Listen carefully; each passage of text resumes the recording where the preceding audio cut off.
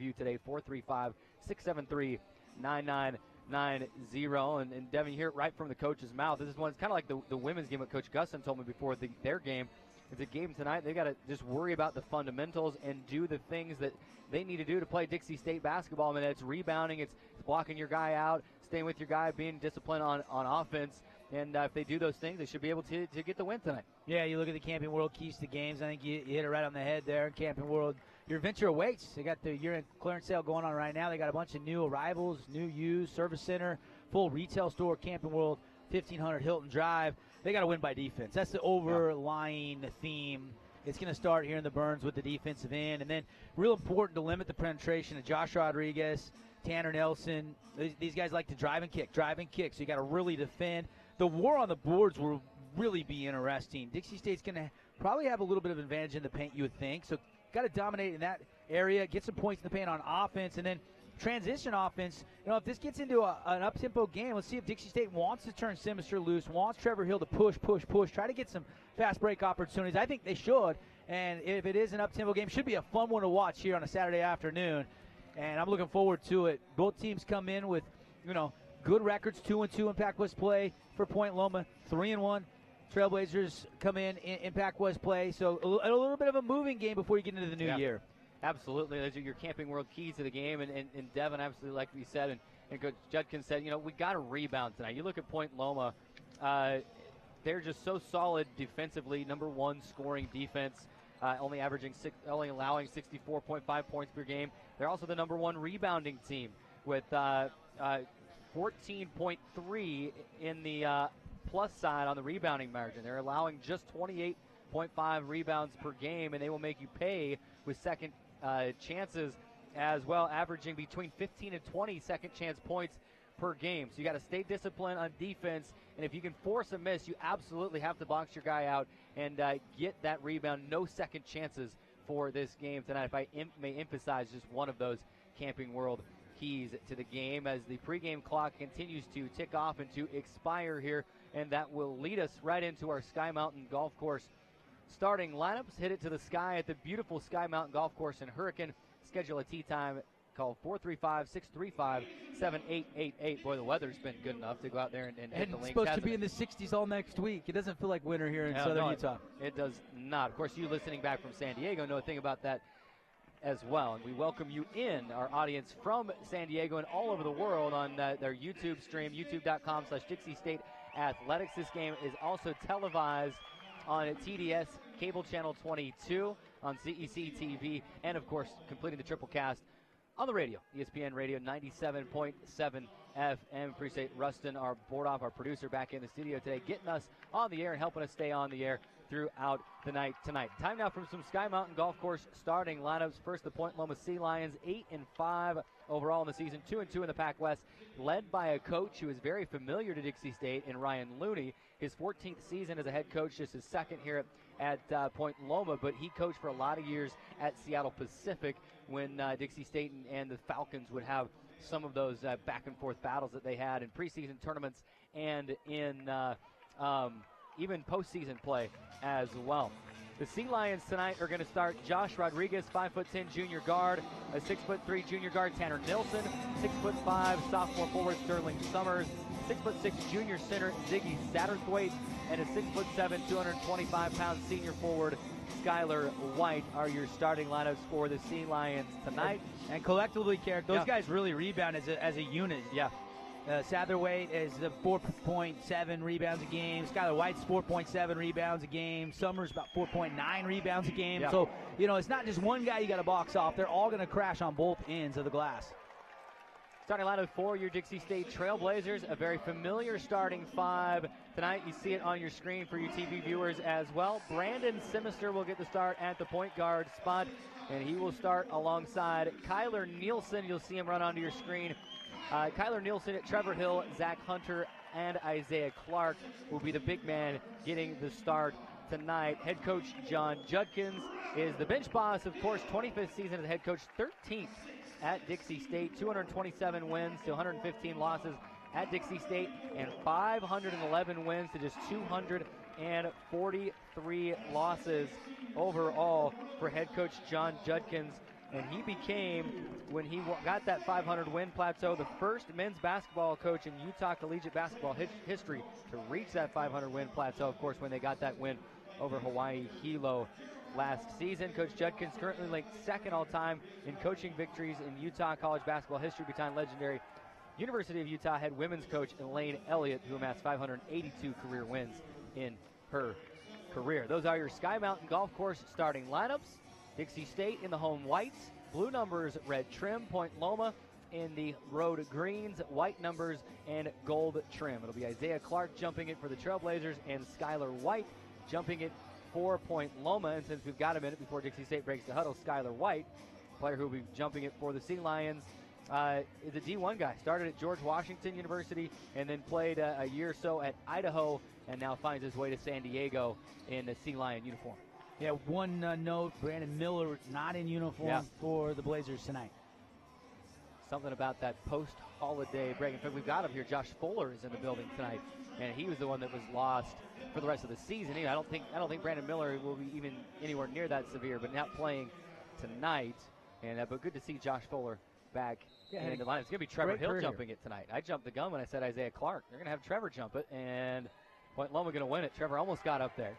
Sea Lions will possess to start this thing. Josh Rodriguez holds, top of the key. Is Satterthwaite. Back to Rodriguez, left wing. Rodriguez rolls off a pick, looking inside, pick and roll with Satterthwaite. Reverse scooping with the right hand, no. Clark can't handle the rebound, but it goes off of Tanner Nilsson. Dixie State will get their first possession. And if Clark really had trouble securing that because the pesky arm swatting that away last second, but good stop there. That pick and roll looked like it was there for a second, but well defended at the end of the day. Brandon Simister will bring the ball up the floor for the first Dixie State offensive possession with 19:38 to go here in the first. Trevor at the left wing, gets into the paint, back to Brandon, steps into a team auto three, and he hits it. Beautiful give. You know, he loves to feel his way into that shot. I love how he's always falling forward and a soft release and nothing but the bottom of the well for Sims. Trailblazers take an early 3-0 lead with 19:19 to go in the first half. Skylar White holding left wing. Point Loma will move the ball around the wing quickly. Sterling Summers holds on the right side, guarded by Zach Hunter. One dribble with Satterthwaite.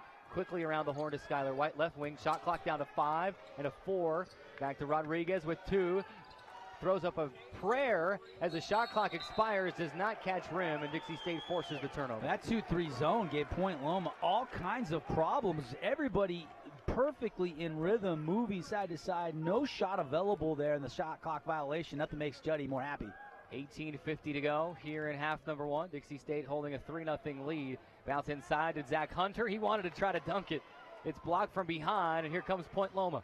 Pass ahead to Rodriguez, one-on-one with Simister. Brandon tipped it out of his hands, and Trevor comes from the help side and blocks the layup. Here comes Simister the other way. Leaves for Kyler in transition. Off the window, won't go, but he's fouled. They'll get free throws. Really good timing on that pass. Cross court, a little shove, and boom, right to Kyler. Kyler Nilsson goes up hard with the left hand. Almost got the and one. It kind of hung on the rim.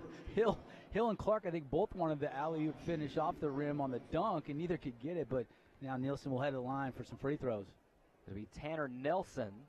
But defense leading the offense. That's what you like early on. It did look like they wanted to get out and run there. Kyler will have one more Fabulous Freddy's free throws to try and make it a 5-point lead. He hits both. Splashes it home. 5-0 Dixie State on top. 18:32 to go in the first half. I'm going to move that zone out a little bit, a little three-quarter court. Rodriguez catches on the right wing. They swing it back to White. Now to Summers, left wing. Summers to Satterthwaite. Now to Tanner Nilsson, three-point deadeye. The BYU Hawaii transfer to Skylar White. Big man going to take a three, and it's too long. Zach Hunter the rebound. Outlet pass goes to Trevor. Trevor up the left side to Kyler Nielsen on the wing. Nielsen looking into Clark, nothing there. Will reverse it and gets it right back on the left side. Kyler with it, bumped by Tanner Nelson. Nelson will fall. Back to Trevor. Trevor right wing, bounces inside to Zach Hunter, and he tried to dunk again, lost it, and here comes Point Loma.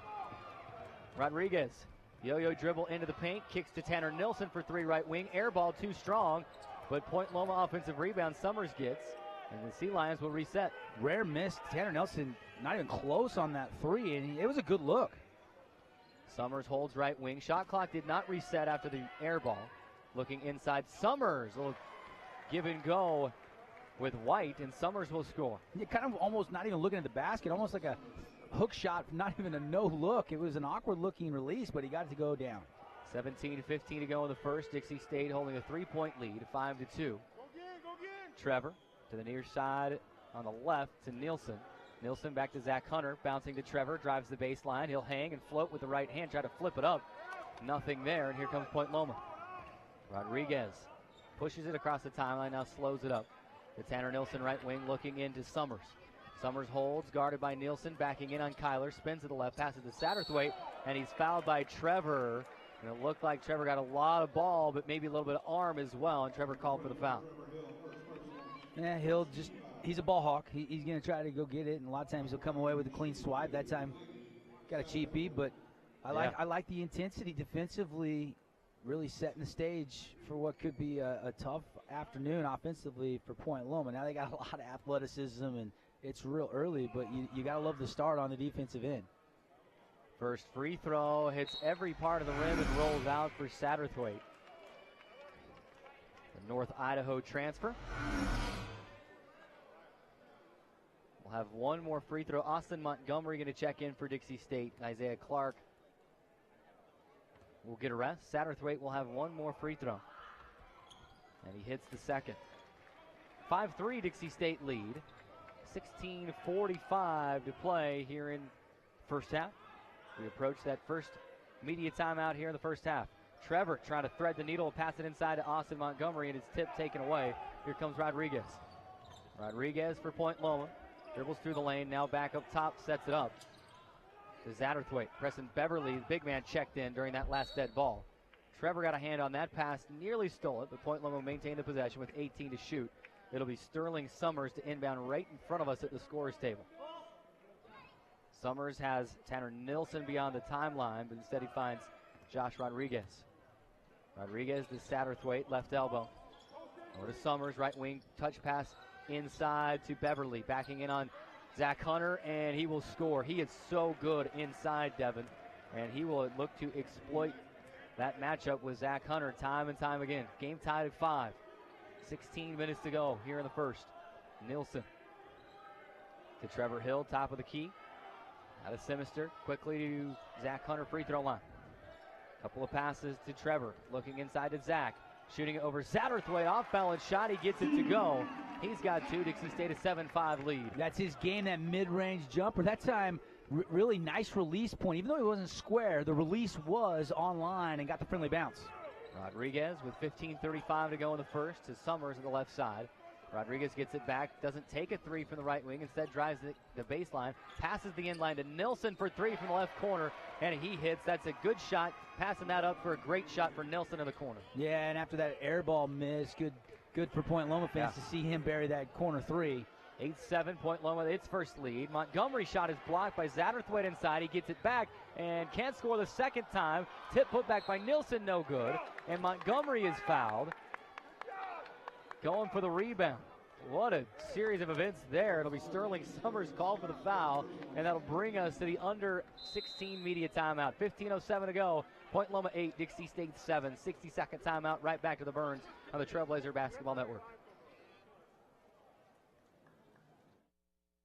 There is a place where looking out means looking in, where an impression lasting only a few seconds will be imprinted on a life forever, where courage is forged and innocence rediscovered, where remembering is rewarding and forgetting unforgettable.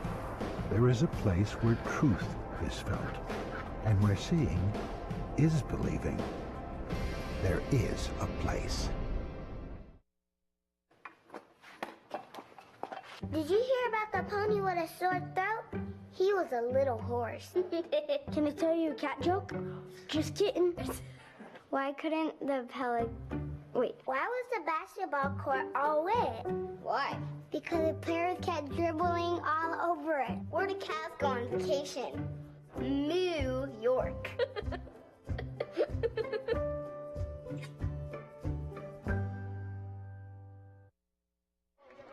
15:07 to go in first half. Dixie State trailing at 8-7. It'll be Dixie State possession out of the timeout after Austin Montgomery was fouled. Boy, Montgomery had two looks. Kyler Nielsen had a look at a tip in on that last possession. Just couldn't get it to go down. Dixie State will have one more look. Trailblazers right now 2 of 8 from the field, 25%. And they trail 8-7. 15:07 to go in the first. Trevor Hill will hold straight away. Out of the timeout, bouncing to Austin. Right-handed floater in the lane. Too strong, can't get his own rebound. Here come the Sea Lions. Yeah, shot you got to put in. Got to have that touch there. That's a good look for Montgomery. And he's got to take that. He's just got to knock it down a little more frequently. Doug Price up off the bench. Pass inside is Satterthwaite, and he will score with Austin Montgomery right in his face. Satterthwaite with 3. Point Loma 3-point lead, and Dixie State going to turn it over.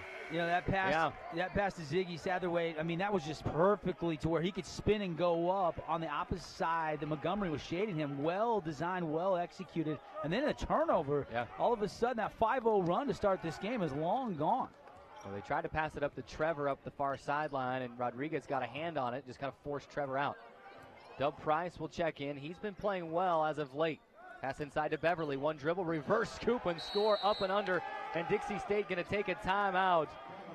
Point Loma leads it 12-7. And for the Sea Lions, after going down 5-0, it has been a 12-2 run for Point Loma. And Coach Judkins takes the timeout. 12-7 Sea Lion lead. 14:24 to go in the first. We keep it right here. Remind you, timeouts brought to you by Mountain America Credit Union.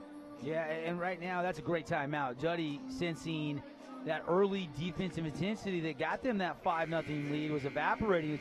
Point Loma was starting to get those entry passes in too easy. The wing players for Dixie State got to make those tougher passes, tougher angles, and then the bigs got to decide if they're going to try to shade and scrape over the top and deny, or they're going to just play it straight up. And right now, they might want to think about playing it straight up, because if you gamble at all, these guys are catching it on the blocks in good spots and getting lay-ins.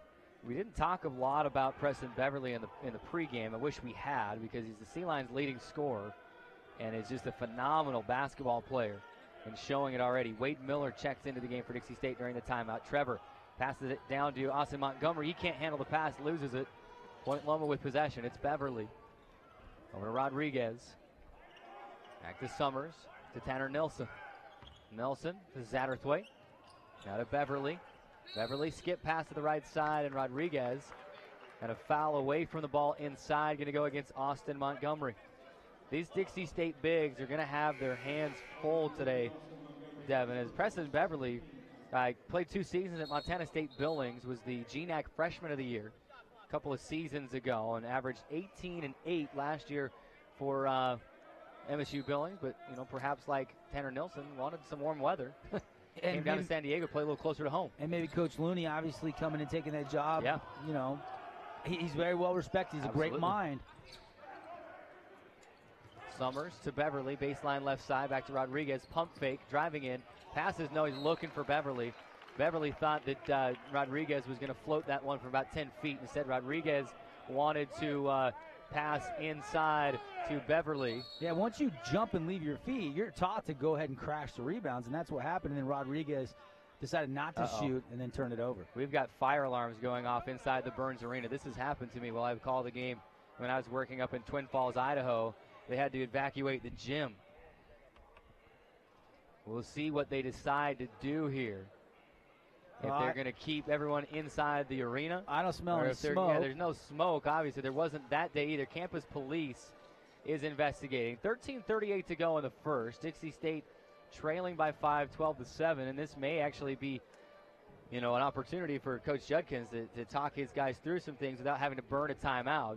Obviously, they can't resume play until those fire alarms. You got lights blinking all around the arena.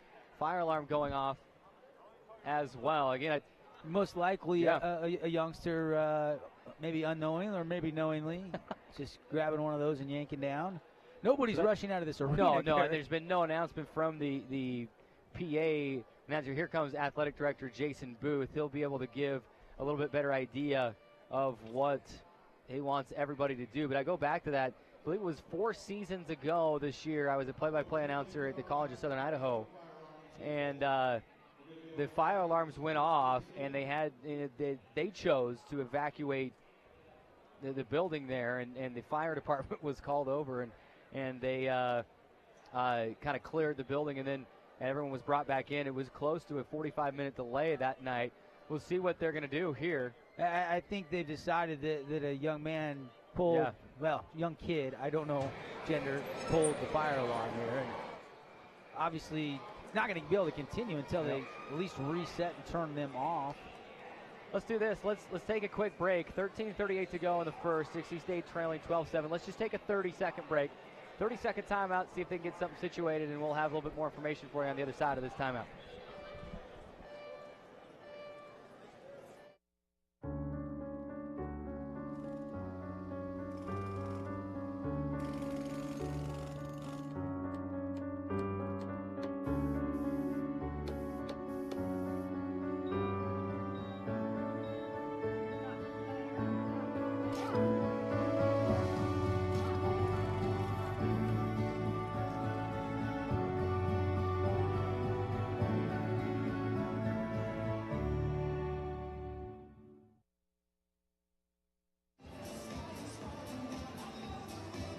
Welcome back inside the Burns Arena.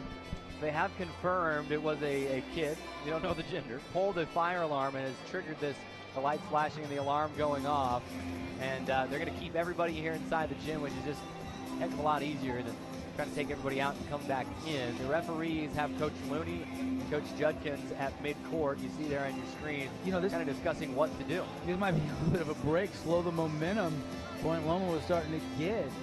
Nice run. 5-point lead, and now obviously I think they're just going to play through it. Referees saying that they can't wait any longer. There's still lights flashing all around the arena. I'm not sure if we can get like a white shot for your TV and interviewers to be able to see that. Yeah, the sound coming out is not deafening though. Yeah, it's a light, beeping sound. So it's not. I don't think it affects the players at all once you're in the flow of the game. Trevor Hill holds right wing, bounces to the left to Simister and Brandon Travel. And Coach Judkins trying to yell at him and say, look, we need you to take that shot. He didn't take the shot and said travel before he put the ball on the floor. Dixie State trailing by 5, 13:29 to go. Fire alarm still going off inside the Burns. Yusef Shahada into the game for the Sea Lions. He's running the point at the moment.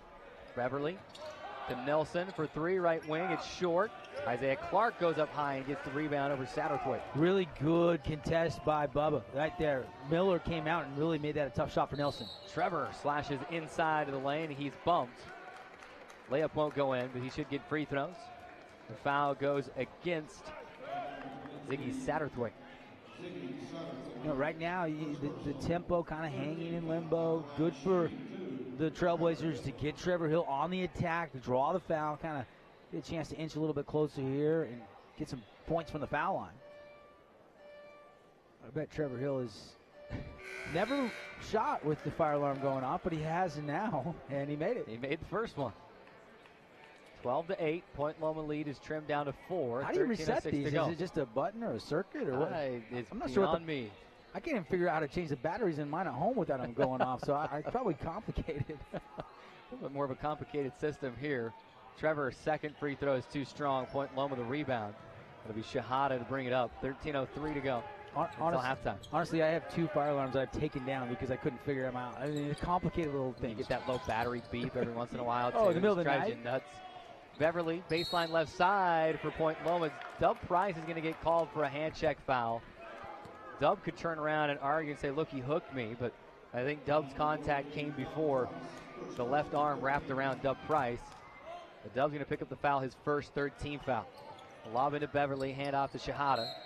And an offensive foul, illegal screen this time going to go against Skylar White.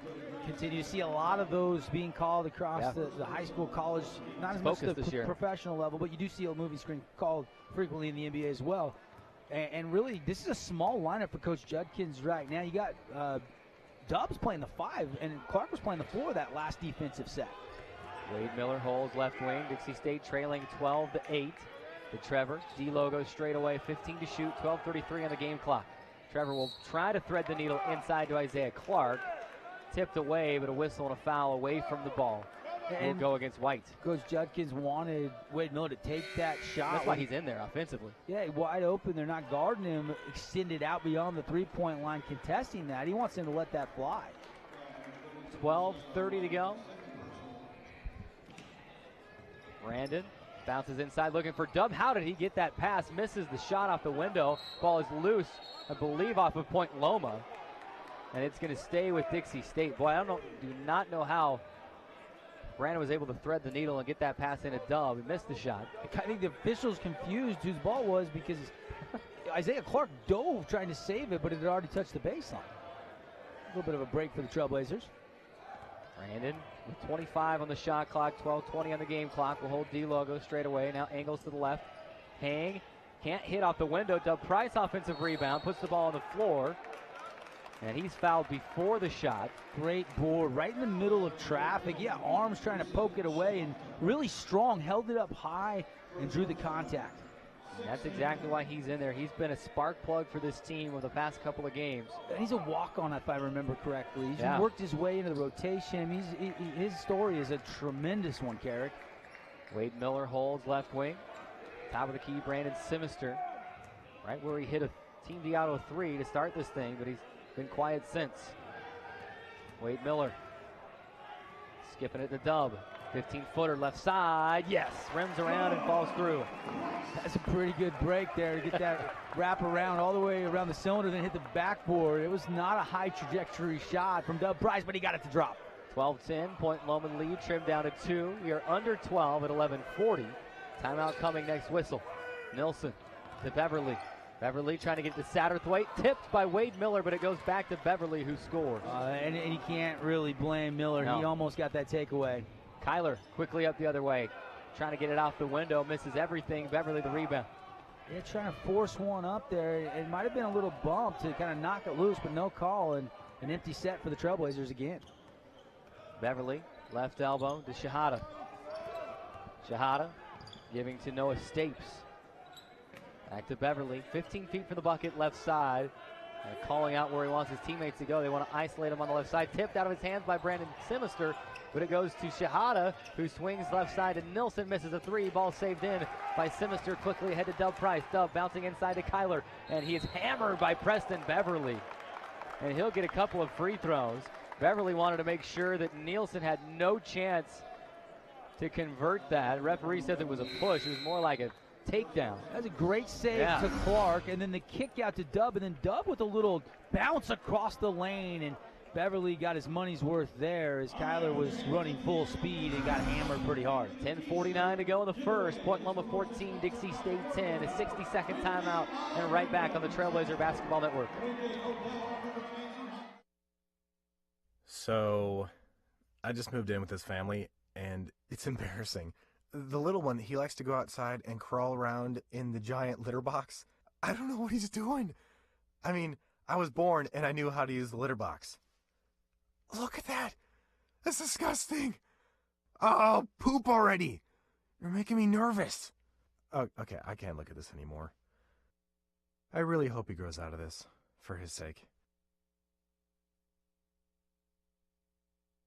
There is a place where rocks bleed, and nature blushes on a battlefield green with envy, where dimples determine destiny, and a tiny wooden tee holds the outcome in the balance. There is a place where friends are opponents, and opponents are friends, where the prize is elusive, the conquest is captivating, and the score isn't settled till the drinks are down. There is a place. 10:49 to play in the first. Dixie State trailing at 14-10, and the story is Dixie State just 3 of 13 from the field. Have turned it over 5 times already. Yeah, and luckily, Point Loma only 20%, 1 of 5 from downtown, or the lead might be a little bit bigger. Nice trend, though, as Kyler Nelson stepped in the line and hit that first one. 11-6, Trailblazers have a big edge in the rebounding department, so that's one early positive for Coach Judkins. Tyler bends the knees, makes the second free throw. He's 4 for 4 from the stripe today. He's got 4 points. Back within 2 are the Trailblazers, 14-12, 10:45 to go until halftime. Rodriguez back into the game for Point Loma. Angles to the right. Passes to the left side. Stapes for 3. No. Rims out. Wade Miller the rebound. Outlet pass goes to Simister. Brandon will push it across the timeline. Gives to Kyler. Pump fake right corner. Passes inside to Clark, and he scores. They're going to wave it off. He traveled. They're going to call it travel, and that's kind of that gray area. Did he take too many steps before he put the ball on the floor or not. It probably could have gone either way. Yeah, it looked like he kind of just bobbled the pass a little bit, maybe took one extra half step there. It looked like a kind of an offset jump stop there as he was kind of rolling to the basket. The official thought he traveled, so take away the bucket, no good. Would have tied the game too. Loma with possession. Rodriguez zips it past to Satterthwaite at the free throw line. Back around the horn to the right wing. Now inside, Beverly will score off the window with 2 Trailblazers in his face. He's tough, man. Long arms, really good footwork. His technique is good, and he's got a soft touch around the bucket. Wade Miller fires a 3 from the left wing. It rims out. Satterthwaite the rebound. Point Loma. On the left side, and Summers. Back to Rodriguez, right wing. Now Summers again straight away. Rodriguez driving inside. Kicking it back out to Stapes, left wing. Now to Beverly, baseline left side jumper, no. Dixie State the rebound at the Trevor. Trevor leaves for Kyler, right corner 3, bang. Really good. All of a sudden, Trevor Hill will get you on your heels and then give it up to the corner. Great decision by Trev, and then Team D3, nothing but the bottom. And that's the shot they want Kyler to take almost every single time. They don't want him to pass on it. Rodriguez the answer, and he'll hit a 3 from the left wing. 19-15 point Loma lead. This team does still continue to take a lot of threes, even though as a unit only 31% so far coming into this game on the season from that department. Wade Miller, a 3 for Dixie State, no, but it bounces right to Isaiah Clark, who scoops and scores easily. And that's why Coach Judkins wants Bubba to keep taking that shot. Yeah. Surprisingly, he's 0 for 2. He's come into a lot of games and been instant offense from downtown. 8:38 to go in the first. Dixie State trailing 19-17. The Sea Lions settle into the offense. It bounced inside to Beverly, and it's just too easy for Preston Beverly. He's the double figures, 10 points, and they're going to try Julian Decree. They've tried Clark, they've tried Montgomery. They're going to go to Julian Decree, 6'8" big man out of California. Dub Price going to throw it away from Wade Miller. Wade trying to ask, hey, was that tipped? It was not. Substitution's going to come in. Zach Hunter, Julian Decree. Well, you got to try something. You got to try something different. Juddy realizing that, because Beverly is now 5 of 6 from the field, and the only one he missed was that about 15-foot baseline jumper 2 sets ago. It was in and out. Yep. I think all 5 of his field goals have come 2-3 feet out. 21-17, Point Loma lead, 8:10 to go. Trevor with a steal. Checking his options, no options. Now he'll give to Wade Miller. High off the window, nobody's fouled. Surveyed his options early, nothing was there, so he kept it a couple more dribbles and found Wade in the lane, and he's fouled by Preston Beverly, his first, and Wade to the line for a pair of free throws. You like the attack. You like Wade Miller coming in, being aggressive. Even though the shots haven't fallen, you get a chance to maybe see a couple through here from the stripe and get him going. And the referee's going to step in and blow his whistle right as Wade is shooting the free throw. I don't know why he wanted that ball back. I mean, he'd already let it fly. You're going to make him reshoot this. Wow.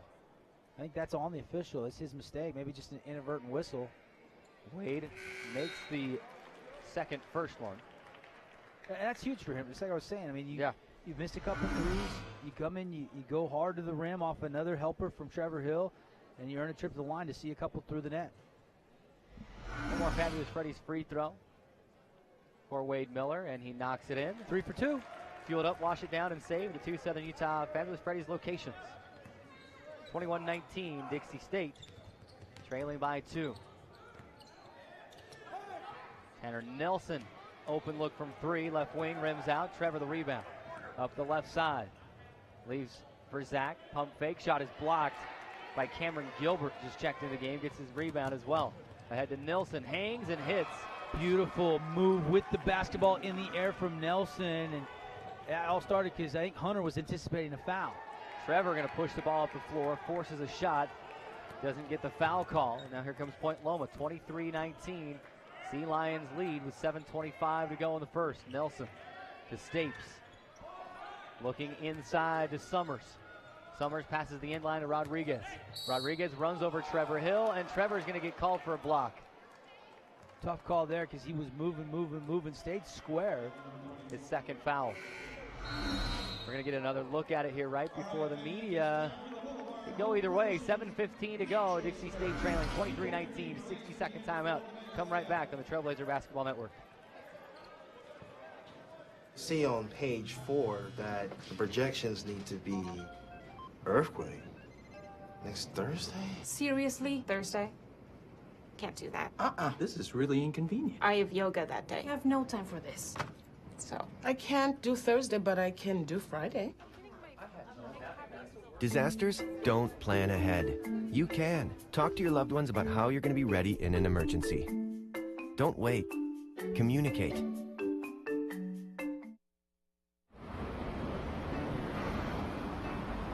Hey, let's check out this park.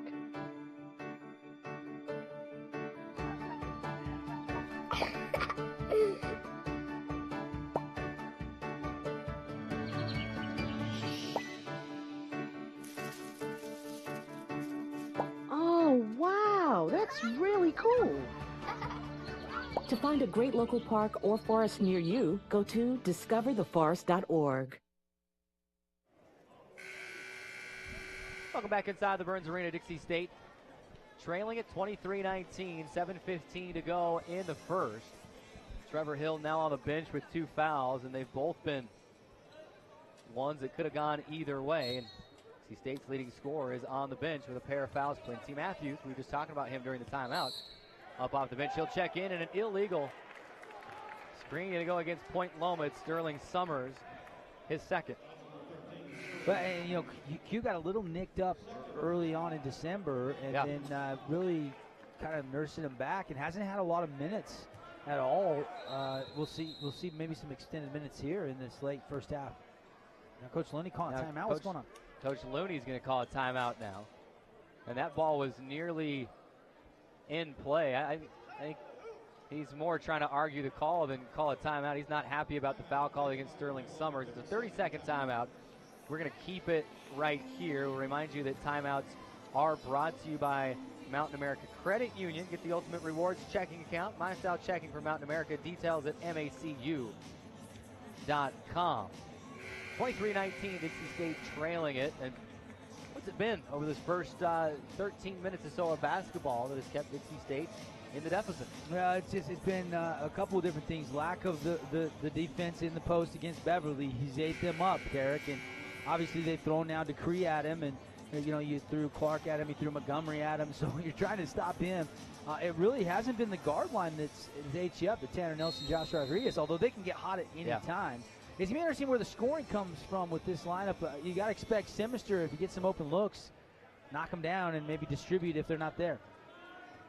Back in play we go. Decree holds straight away. 7:04 to go until halftime. 18 seconds to shoot. To Wade Miller left side. Now to Quincy Matthews. Matthews.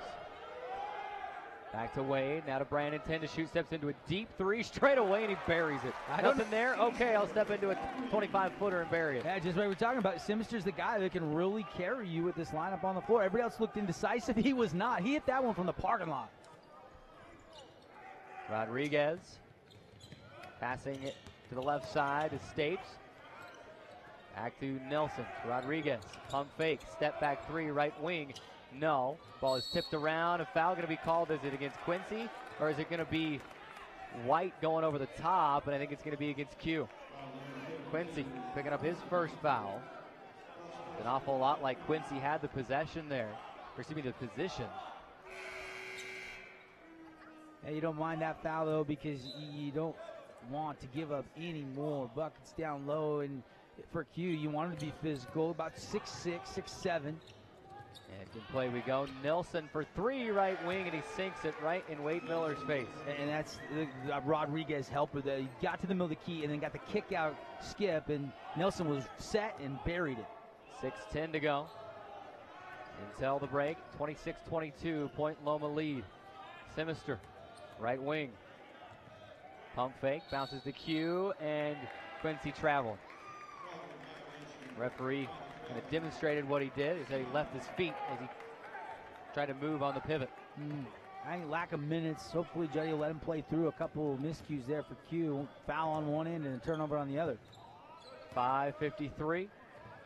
20 to go. 26-22. Dixie State trailing by 4. Satterthwaite to Rodriguez, left side, and a whistle and a foul. Away from the ball, it's going to be Wade Miller. Yeah, it looked like just really throwing that hip in to keep him off the block and fighting for position. And more times than not, that'll go on the defensive player. And Rodriguez throws it off the back of Julian Decree and then missed the layup. Here comes Dixie State. Nielsen for 3 straight away, and he hits. Bang, Team D3, and again, Simister hitting one earlier, and this time drawing the defense to him and then leaves it behind him for a wide open Kyler Nielsen. I love that Kyler's not hesitating on those threes. He's open, he's taking it. He's shooting the best percentage, I think, on the team, isn't he? Yeah. Doesn't take a lot of them. Satterthwaite is going to run over Julian Decree. They wave off the shot. They're going to call a block. Well, if you're going to call Bubba Miller a set earlier for giving ground, then you got to reward him when he takes that charge. Let's say again, if we're right here, Decree. He's not in the restricted area. No, and that is not a block. That is not a block. That's not a good call. What that is an official penalizing somebody for what he felt like was a flop, and so he's calling a foul, and that is there was contact, 17th foul. How could you think that was a flop? Like, I mean, you see big players flop way worse than that. I mean, there was contact there, Carrick. Satterthwaite makes the front end of the 1-and-1. He'll have one more. Too strong. Decree the rebound. Outlet pass goes to Kyler. Dixie State can tie or take the lead with a 3 on this possession. Simister swings left to Nielsen. Nielsen harassed by Rodriguez. Now straight away to Simister. Brandon dribble handoff to Wade Miller. To Q. Bounce inside to Decree. And he tried to dunk it, but he's fouled from behind. Coach Judkins is probably going to just say, hey, lay that in. You've got an and one here. Yeah, but, you know, I like the big guy going up and trying to throw it down. Get this crowd going. It's an afternoon early start, not a packed house today. Great pass there by, I believe, Q, Quincy Matthews. Little bounce pass in traffic to find a wide open Julian Decree. Foul was called against Noah Stapes. Julian misses the first free throw. Taylor Youngblood up off the bench. He will check in after this free throw, should Decree make the free throw. Coach Judkins is going very deep. You know, you like to have an 8-9 man rotation. He's going beyond that in the first half. Decree does make the free throw. And Taylor Youngblood going to check in for Wade Miller. And usually when Taylor comes in, it's for his tenacity on defense. 11 different Dixie State players have already entered this game. In the first Quincy half. is steal. He may have a dunk in transition. No, he'll lay it in. Finger roll. Almost left it short, but it goes in for Quincy Matthews to steal and the score. Now, I'm not sure why he didn't throw that one down. That one you should have probably thrown down, but got it to go. Dixie State is retaking the lead. 28-27. 4:33 to go until the break. Nice thievery by Q, making up with a pass and now a steal and a score. White. Skip it over to Nilsson. Guarded by Youngblood. To Satterthwaite. 4 to shoot. Rodriguez. Shot is blocked by Julian Decree, and that's a shot clock violation. Dixie State gets it back. Decree has come in and has been a difference maker, Kerr. Since he's come into this game, Dixie State has chipped away and now has the lead. And that was a two-handed block. He went straight up in the air. Rodriguez had no chance, as high arcing as that was, to get that off. Decree has done this a couple of times. He was a spark plug for the team in Riverside at Cal Baptist on the 16th, and then again at Concordia Irvine with some blocks there as well. Nielsen tried to thread a pass into Decree, and it's stolen. We are under 4. Media timeout coming next whistle. 3:49 to go until the break. Dixie State by 1 at 28-27. Rodriguez right wing. Dribbles around a screen, leaves for Nielsen. Quickly to White on the left wing. And to Stapes. Stapes moves to Rodriguez, right wing. Rodriguez one-on-one with Simister. Passes the end line. White for 3 left wing. No. Nielsen loses the rebound. Decree gathers. Leaves for Simister. Brandon. Gets inside, hangs, and hits with the left hand off the window. Now, he really worked on his strength this offseason, and the leaping there, the hanging, and then the soft touch still never left Brandon Simsher. That was amazing touch with the left hand. 30-27, Dixie State by 3. 3:07 to go until the break. Rodriguez left wing. White lobbing in, looking for Satterthwaite, and Quincy going to get called for a foul. Trying to body up to Ziggy Satterthwaite. Yeah, another tough call.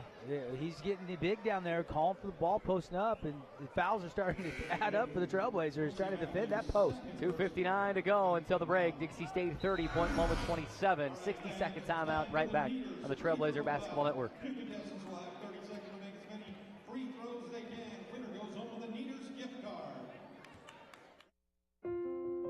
I love taking care of my mom. It wasn't easy at first. She learned how to better communicate her needs. And you learned how to not ignore yours. I discovered how to make healthier meals. And I discovered how much I enjoyed them. Becoming a caregiver is a learning experience for everyone. Find articles, tips, and tools from experts and others who have been in your place. The Caregiving Resource Center at aarp.org/caregiving.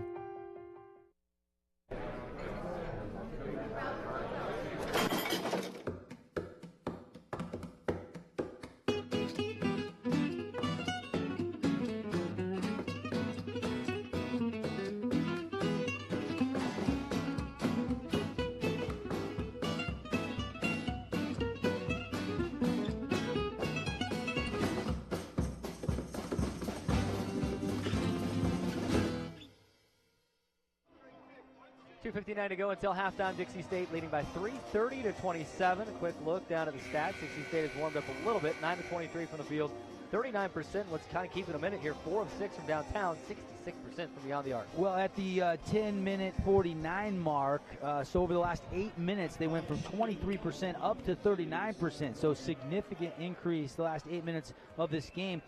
Disturbing trend, though. Point Loma, 9 assists on 11 made baskets, and Dixie State only 5 assists on their 9 made baskets. Ziggy Satterthwaite going to leave the front end of a 1-and-1 short.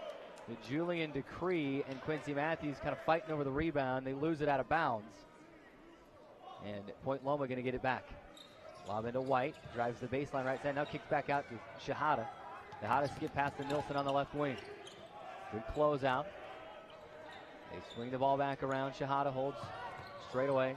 Now White, left elbow looking inside of Satterthwaite, and it's stolen by Dixie State. Yeah, Nilsson tipped it to Decree.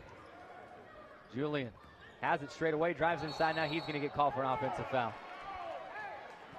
I think that's probably what's limiting his minutes a little bit. He's got it way out top three-point line, goes to a hard dribble, but instead of stopping and taking a little 10-footer or distributing, he just goes all the way in, tractor trailer, and the whole load, and boom. Easy charge taken. No question about that one. 2:30 to go until the break. Dixie State maintains a 3-point lead at 30-27. He could be, as he continues to get Coach Judd consistent now, he could be starting by the middle of conference play if he plays smart basketball. Shahada, the right wing, and Nilsson looking into White. It's tipped by Decree and out of bounds. I like what he's given on the defensive end, though. He's really making a lot more difficult for this guard line or the C-lines to enter the ball into the post. It's taken some fouls, but it's also taken a couple turnovers away from the C-lines that have led to some buckets, and that's why you see Dixie State back up top by 3. Decree with 2 fouls is going to take a seat on the bench, and Montgomery will check in.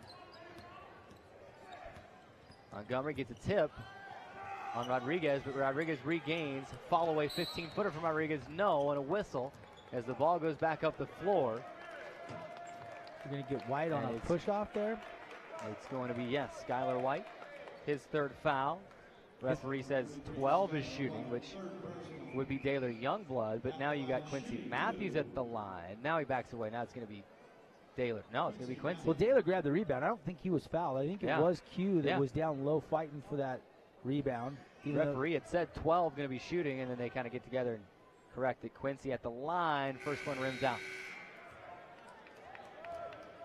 Got to convert from the free throws. Early in the season, it was really a sore spot with Coach Judkins. They've slowly but surely risen that free throw percentage up and up as a team. But In a lot of games, you can win it at the foul line if you shoot, 75%, 80%, especially in the road in the Pac West. If you can get to the line, first of all, and then convert, it's a huge advantage.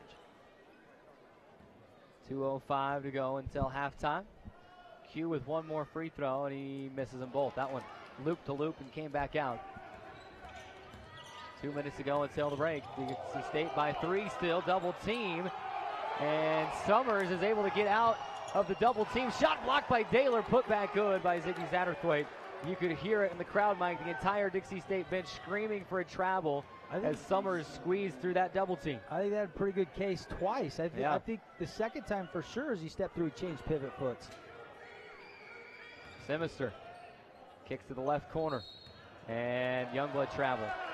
And then they call they call it against Dixie State now. That's tough because that change of the quick step on the baseline drive, and Daler had a lane there too. Probably would have laid it up and in had they not blown the whistle. Referee going to hear it a little bit from this Dixie State faithful. 30-29, Dixie State by 1. 1:25 to go until the break. Stapes looking inside to Summers, tipped out of his hand, and here comes Dixie State. Kyler one-on-one with Nelson, spinning away, and he lays it up and in with the foul. What a spin move. The spin move, I thought he was going to go hard, and then he spun back to the inside, which cleared him some space. Then the trailer was the one that tried to block it, got him on the arm. The and one for Kyler Nilsson. The spin cycle move there was perfectly timed. Huge momentum swing there. And Kyler Nelson delivering the N1 opportunity. Got to cap it off with this free throw. Kyler misses the free throw a little strong. 32-29. He was 4 of 4 from the stripe today.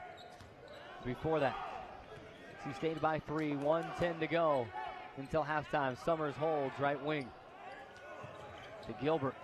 Gilbert hand off to Nelson. To Stapes. Rodriguez. That's their offense. They swing the ball left and right around the wing. Top of the key to Summers. Now Nilsson with 5 to shoot. And with 3. And with 2. Drives inside. Runs over Simister. And he's called for a block. Wow.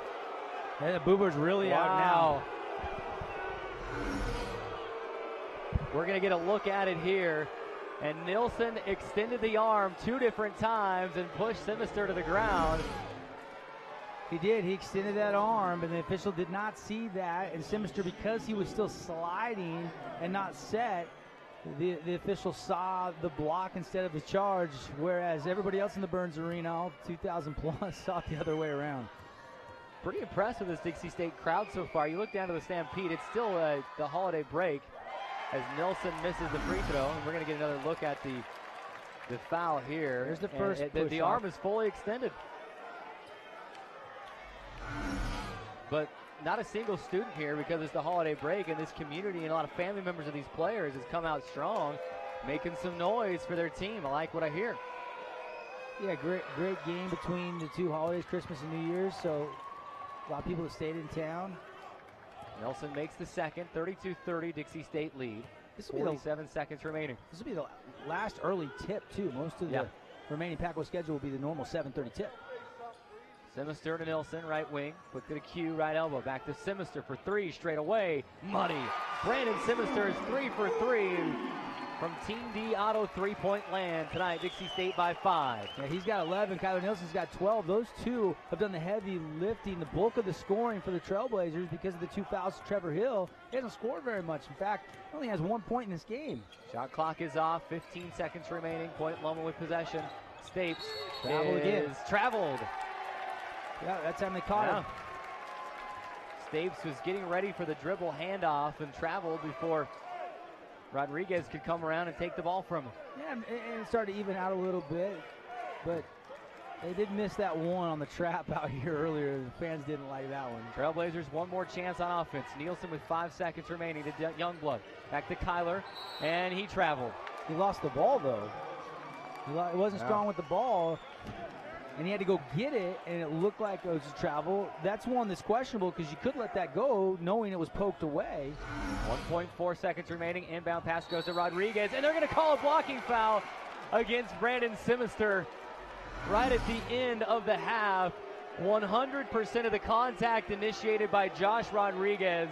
and they're going to call the foul against Brandon Simister.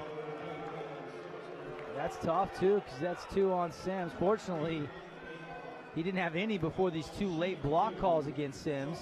Juddy trying to plead his case as calmly and as peacefully as he can, but he's got to be inside pretty fired up. Well, Brandon Simister has every right to play defense.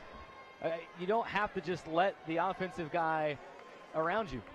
And he cut him off. His hands were straight up, and Rodriguez dipped the shoulder. That was all on Rodriguez, and he misses the first free throw. And we're going to get to see it again here.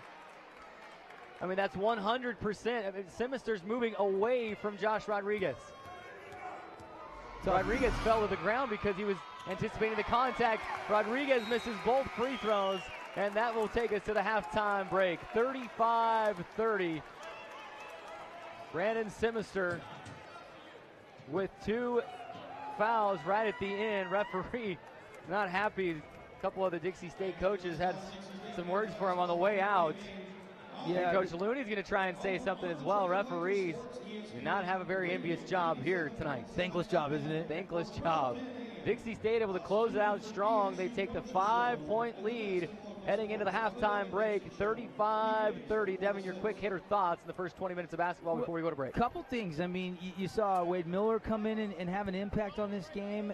Then you saw Julian Decree and Quincy Matthews come in later in the half and have an impact in this game. So you really got to really clap your hands for the Dixie State bench, because I felt like some guys came in, they were ready when called on, and helped get that lead back after Point Loma. It seemed to really get into a flow. And it really, once they took Beverly out of the equation and got him on the bench a little bit with some fouls, it was a nice run there to close the half for the Trailblazers. Dixie State 35, Point Loma 30, 20 minutes of basketball in the books. So this does not feel like a December conference game. This feels like a late February conference game. And the community stepping up big for Dixie State tonight. The students still on holiday break. They are loud and they are proud in favor of their squad. Let's take the 3-minute halftime break. When we come back, it is the InfoWest halftime report. We'll break down the Findlay Subaru stats for you. We get you set for the second half as well. 3-minute timeout, right back on the Trailblazer Basketball Network. There is a place where looking out means looking in, where an impression lasting only a few seconds will be imprinted on a life forever, where courage is forged and innocence rediscovered, where remembering is rewarding and forgetting unforgettable. There is a place where truth is felt and where seeing is believing. There is a place. Did you hear about the pony with a sore throat? He was a little horse. Can I tell you a cat joke? Just kidding. Why couldn't the why was the basketball court all wet? Why? Because the players kept dribbling all over it. Where did cats go on vacation? New York.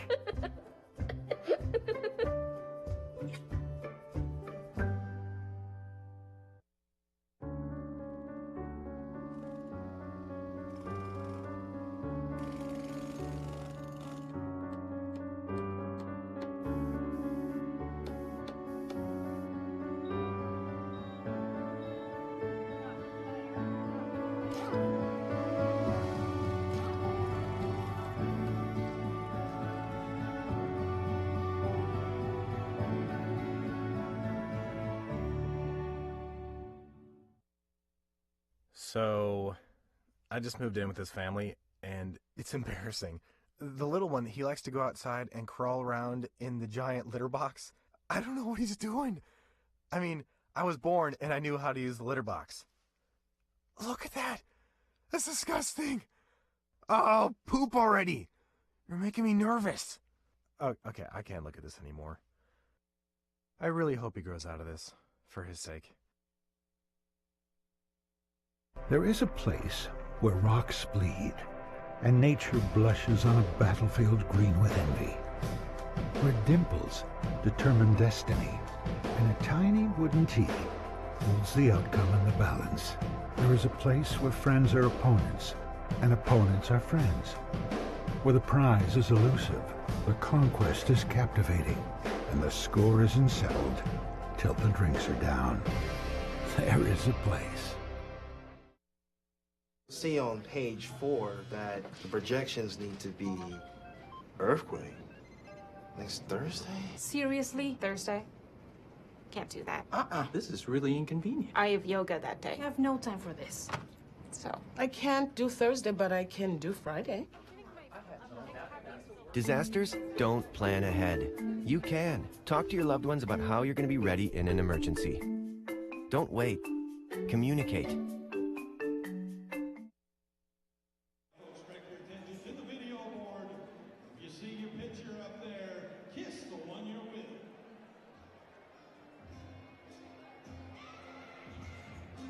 It's the FOS Halftime Report. Check them out. They are the internet people. Get high-speed internet, web design, tech support, and more. Check out Clean Internet and Speedburst at Infowest.com. Carrick Segmiller alongside Devin Dixon inside the Burns Arena where the Trailblazers lead it 35-30 after 30 minutes of basketball, and we will jump right in to some Bentley Subaru stats for you. Take a look at some team stats first. Dixie State, after starting under 30%, have warmed up 11 of 25, 44%, as you mentioned during the last few minutes of regulation after that last media timeout, Devin. At each media timeout, they're 4-minute chunks. They're chipping away, they're better and better, and now they're at 44% from the field, which you can live with. 5 of 7 from the outside, 71% there. That's really what's keeping them in this game in front right now, and 8 of 13 from the stripe. 7 assists on 11 made baskets, but 12 turnovers. Got to clean that up just a little bit, and but out rebounding 20 to 15 as well. Yeah, that's a big key right there. 20 to 15. You're doing a really good job on the defensive end, especially. But 7 offensive rebounds, nice to get some second chance opportunities. They did have 4 steals. The most notable, I think, that thievery from Quincy Matthews, and then took it in for the finger roll lay-in. Again, that was part of the equation.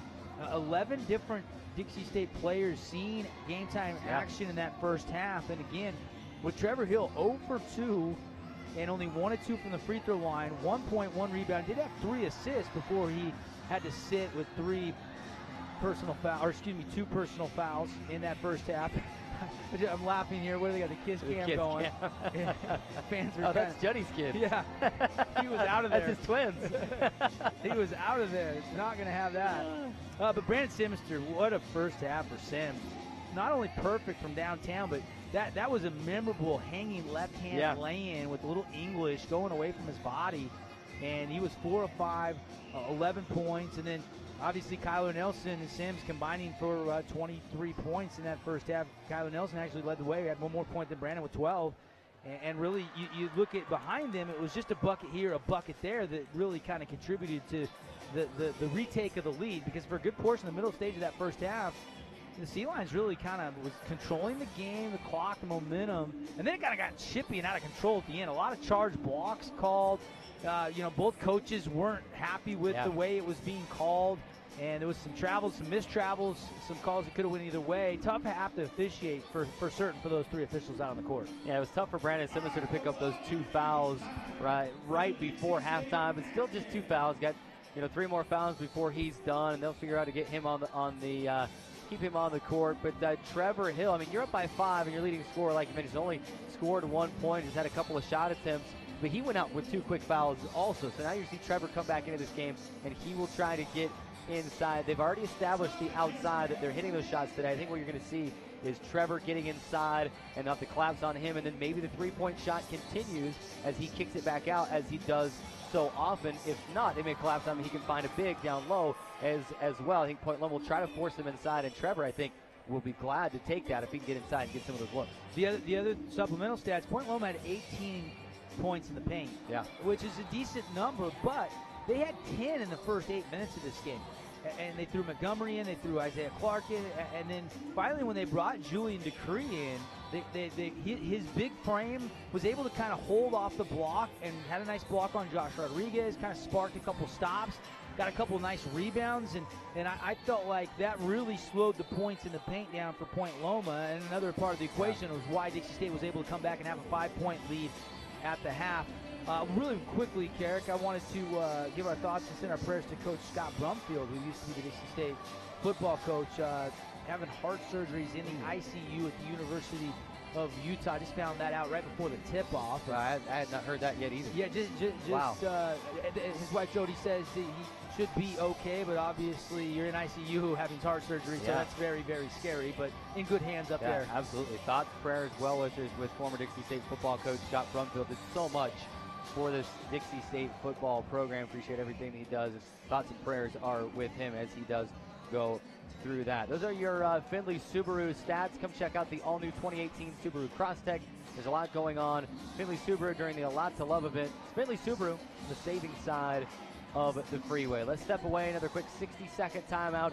When we come back, it is the Pac West and score updates. Give you some look around the conference. Also, take a look around bowl season and give you some NCAA top 25 basketball scores as well. 60-second timeout and right back with more Info West Halftime Report.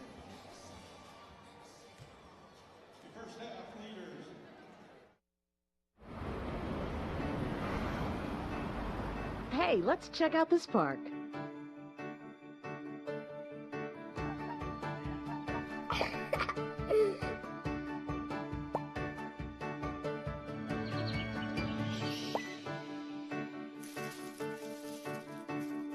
Oh, wow, that's really cool. To find a great local park or forest near you, go to discovertheforest.org. I love taking care of my mom. It wasn't easy at first. She learned how to better communicate her needs. And you learned how to not ignore yours. I discovered how to make healthier meals. And I discovered how much I enjoyed them. Becoming a caregiver is a learning experience for everyone. Find articles, tips, and tools from experts and others who have been in your place. The Caregiving Resource Center at aarp.org/caregiving.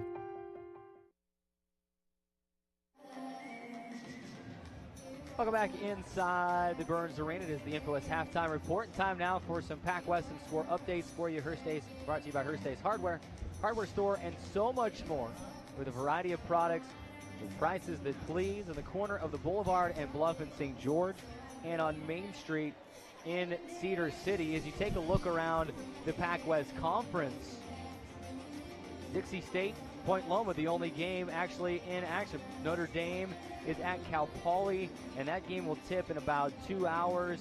Academy of Art is at Fresno Pacific. It's still about half hour away from tipping off.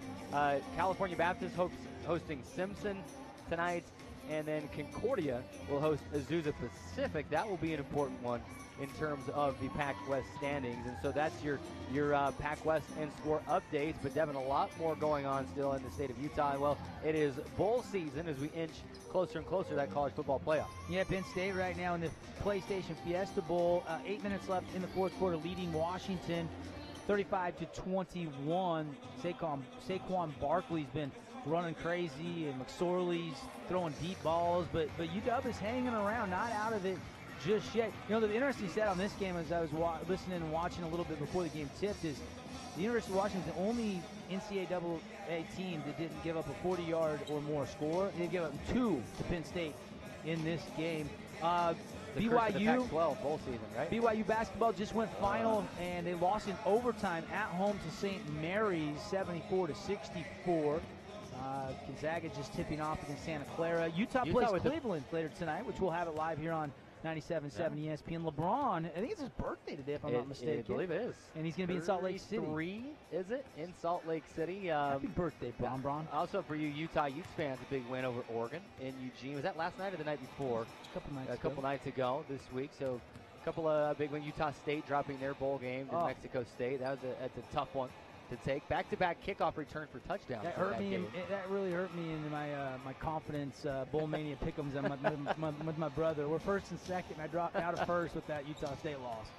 Those are your Hearst Ace Hardware, Pac West and score updates, the hardware store, and so much more with a variety of products and prices that please on the corner of the Boulevard and Bluff in St. George on Main Street in Cedar City. We'll hold off on highlights until the post-game shows. We're getting closer to the start of the second half. But Devin, let's revisit our Camping World keys to the game and just think back to those, kind of grade those out, and then look forward to the second half and what Dixie State needs to do in the second 20 minutes to secure a win. Well, we thought that the defense was going to be the superior side of the ball, win by the defense. For the Trailblazers, they had to limit the penetration of really Josh Rodriguez and then obviously of Tanner Nelson. And, I think that 9 assists on the 11 made baskets, there's still room for improvement in that department. The transition offense, only 2 fast break points for the Trailblazers, but they did get some points off turnovers at 9 in that first half. So, and part of that was Trevor Hill was sidelined for a good portion of the first half.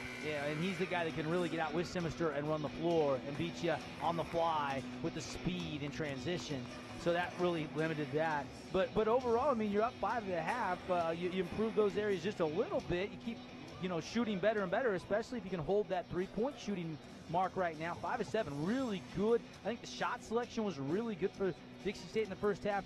It'll be interesting to see now that Preston Beverly will be back in after sitting down for the later stage of that first half with those 2 personal fouls, if he can establish himself, because he was 5 of 6 when he left the court with those 2 fouls.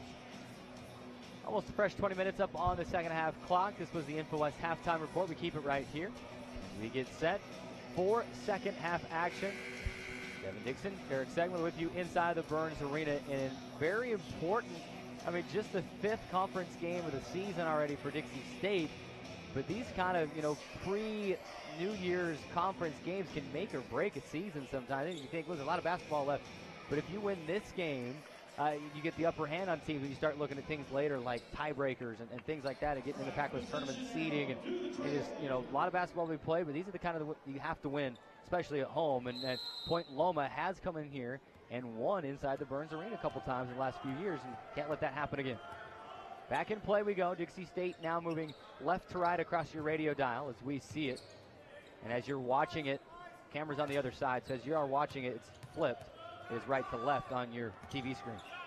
Semister will pop a 3 from the left corner, rims out, ball is tipped and out of bounds. And Isaiah Clark, a hustle play, was able to knock it off the leg of Josh Rodriguez. Dixie State will get it back. Yeah, good hustle by both guys. Rodriguez spilling into the redshirt freshman down at the end of the bench, and nice save there by the Trailblazers, keeping him out of harm's way. Sometimes you'll see the bench just move. Dixie State a little more class than that, though, helping him. Back in we go. Pass back across the timeline to Simister. Dixie State leading 35-30. Skip past the Nielsen left wing 3. Yes! Tyler Nielsen. Another Team D3, the 6th of the game. That's Nielsen's 30. He's 3 for 3. He's perfect from downtown, Carrick. Game 15 points for Nielsen to go along with it. 38-30. Dixie State a game-high lead of 8. 19-13 to go in the second. Rodriguez slinging it back to White. Nearly lost out of bounds, but catches in the left corner and then lobs over Satterthwaite, who scores easily. Yeah, Satterthwaite was holding and Clark was fronting, and that pass was perfect. Simister trying to bounce a pass in, and it's stolen. And Point Loma the other way. A quick layup for Tanner Nelson. He's got 11. He's got his own cheering section here over to our left behind the Point Loma bench. 20 people just stood up and cheered. Mentioned his wife is from Las Vegas. A lot of family close to here. Simister, the sag off of him, and he buries a 3 right in front of Josh Rodriguez. He's got 14. You got to extend beyond the 3-point line. Simister has hit a couple deep Team D3s. That one from about, 30 feet out almost? Skylar White is fouled on his way to the bucket. He'll get a couple of free throws. And the foul will go against Kyler Nielsen, his first. Wade Miller up off the bench to check in. The 3-point shot has been terrific for Dixie State in this game. And Nielsen and Simister have been the guys that have been in fuego. Neither has missed a 3, I don't think, Carrick. Simister did miss the 3 at the start of the second half in the corner. You just missed 1. You take that all day, every day, though. 7 of 10 from the outside as a team. Dixie State will have not Dixie State. White will have one more free throw, and he makes the second. He's got 1. 41-35, Dixie State lead, 18-15 to go. Simister holds, swings to Trevor Hill, right wing. Trevor bounces back to Brandon, and Rodriguez takes it away from him. Rodriguez bounces to Tanner Nilsson, and he will score in traffic. Wow, and the body control of Tanner Nilsson to hang it back with the right hand and flip it up perfectly off the window. That was a special lay-in. Wade Miller holds left wing. And he'll jump it from 15 feet. He hits. Nothing else to do with it, so he jumps it, shoots it, scores it. Yeah, and he can be instant offense. 43-37, Dixie State leads by 6, 17:36 to go. Rodriguez holds left wing. Skylar White in the corner. Skips it to Summers, right wing. Quickly inside is Satterthwaite. And a whistle and a foul. He's going to go against Zach Hunter. They say he was holding on to the back of Satterthwaite. He was cutting through. Zach's second team foul against Dixie State. Just in a second. Just to tell you how close this game has been, I mean, Dixie State has had the lead for 11 minutes in this game, and Point Loma's had the lead for 10 minutes and 43 seconds. I mean, they're within seconds of each other as far as who's been in control of this game. Neither has pulled away. In fact, this is the largest lead of the game for the Trailblazers. Nelson, step back, blocked by Brandon Simister. Great anticipation. Here come the Trailblazers. Brandon in transition, bumped by Tanner Nilsson, and a blocking foul will be called. And Tanner Nilsson will pick up his second with 17:14 to go. Sims gets the thievery of wanting and then pushing, and you know, if that was a frustration foul, it was a little bit late. Sims probably got a foul on the wrist. They say the wrist is part of the ball. Some officials disagree with that, some don't. Lob into Trevor, no. Put back dunk from Isaiah Clark, no. And then Trevor scores. Third time is the charm for Dixie State. Dixie State leads by 8, 45-37. Also got word on that block. Brandon Simister's just his second career block.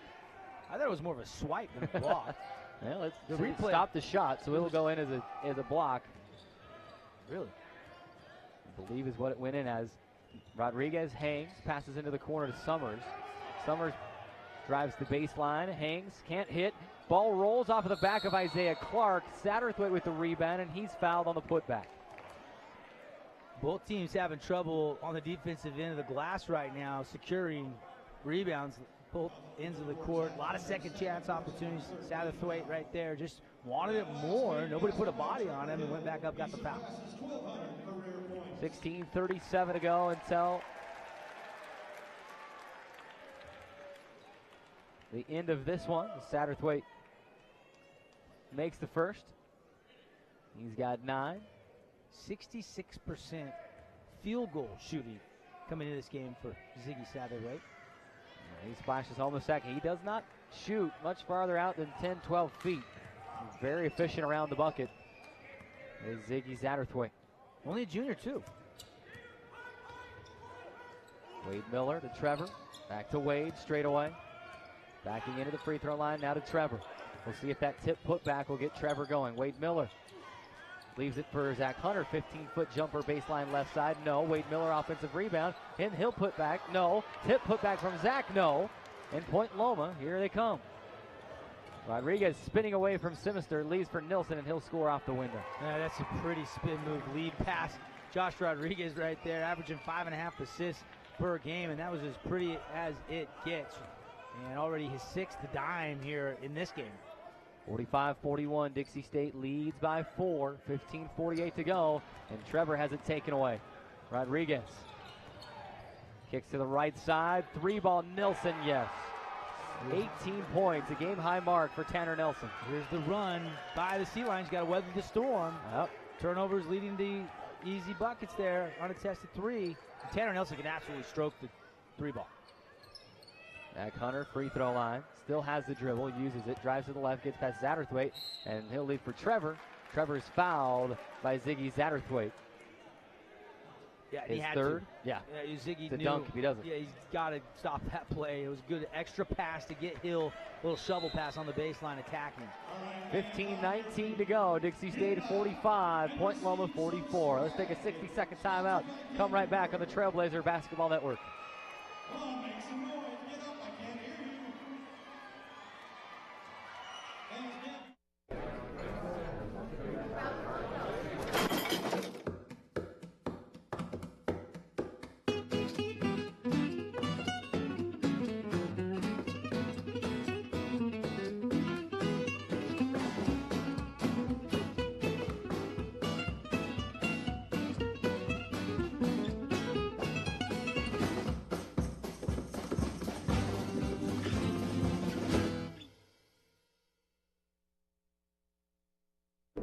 There is a place where young and old make connections, where kids feel like grown-ups, and grown-ups feel like kids. There is a place where beauty arises in contrast, where wonder is universal, and laughter second nature. There is a place where friends find a future, families find each other, and feelings find their home. There is a place. 15-19 to go here in the second. Dixie State a 1-point lead, 45-44. Trevor Hill with just 3 points in this one, but he will have 2 Fabulous Freddy's free throws out of this timeout to try and extend this lead back to a 2 or 3 point game. Yeah, Trev just 1 of 4 from the field, 1 of 2 from the line. Does have 4 assists and 2 rebounds, but again, he's only played in 16 minutes. In most games, he's going to be the leading guy in the minute category for the Trailblazers. First free throw too strong. He'll have 1 more.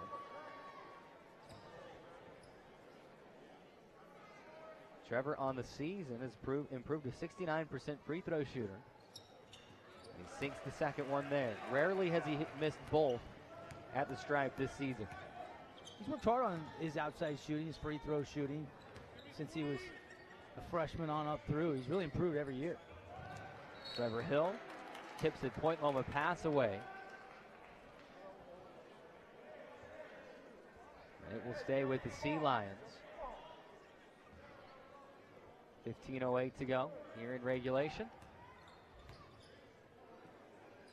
Rodriguez to the right side, and Nilsson quickly inside to Beverly, backing in on Dub Price, and he'll leave it for Summers, and he'll score in the lane. Juddy wanted 3 in the key there because it kind of, that play went to a standstill, but no call. Game tied at 46. And Simister will call out the play with 20 seconds on the shot clock. 14:35 to go. Trevor now to the right elbow to Wade Miller. Open look for 3 straight away, too strong. Dub Price had the rebound, and Gilbert took it away from him, and Dub going to get called for a foul reaching back in there. Yeah, Cameron Gilbert with a strong rebound. And Dub was going for it, and he secured it first, and then got him on the arm reaching in there late. Clearly a foul on Dub. Like the hustle, but that's the 4th team foul against Dixie State here in the second. Kyler Nielsen up off the bench. He's going to check back in on the next whistle. Rodriguez, no-look pass inside to Beverly, and they're going to get a bucket and a foul on Austin Montgomery. It looked like Austin had position, or they're going to call a block. Yeah, I mean, he didn't really budge. There's some players between, that far baseline, but CEC TV going to show us a little replay. Great pass from Rodriguez, but he beats him the spot. Looked to be outside the restricted area. There's a lot of contact, but, when there's a lot of contact, you feel like you got to make a call. Sometimes you can let that go or bring him up for a charge because he kind of pulled his way in there, but not to be. But the ball never lies, as they say sometimes. Missed that second one. Beverly misses the free throw. Trevor in transition, he's fouled, and he'll get a couple of free throws. And Nilsson will pick up the foul, and that's his 3rd. Point Loma leading at 48-46.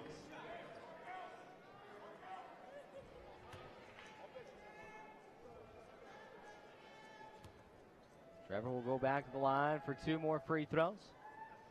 And he misses the first. Free throws. Dixie State shooting better from the 3-point line than the free throw line right now in this game. 7 of 10 from downtown, and I mean, that's pretty good right there. I don't know if that's saying a lot. Most games that'd be very surprising, but tonight it's not. It's the case. Trevor makes the second. Goes 1 of 2 consecutive times at the stripe. NC State trails by 1, 48-47, and Point Loma throws it away.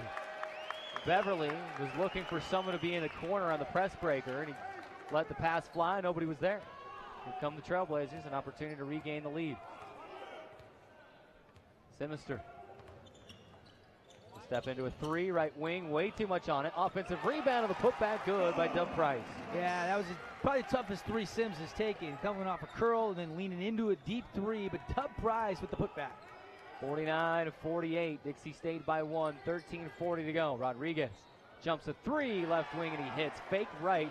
Got Simister to buy it on the fake, and then dropped in the wide open three to retake the lead for Point Loma at 51-49. Man, he shot it well tonight from outside. Brandon to answer, too strong. Beverly the rebound. Quickly to Rodriguez. Rodriguez thought about going inside, but got better of going one-on-one with Trevor Hill, and he brings it back out. Well, Rodriguez is 2 for 7, and he's 2 for 3 from downtown. And Beverly is going to throw it away again for Point Loma. No look pass inside to Stapes, and Stapes wasn't even looking for the pass. It goes off his back and out of bounds. And that was there, I think. It was there. He just wasn't ready to receive the pass. Trevor holds left wing. The Kyler. And to the left corner, Brandon Simister. Montgomery, 10-foot jumper, no, a late whistle. Did Austin get hit on the arm on that, I think is what they're saying. And the foul is going to go against Gilbert. His first, now they're going to say on the rebound.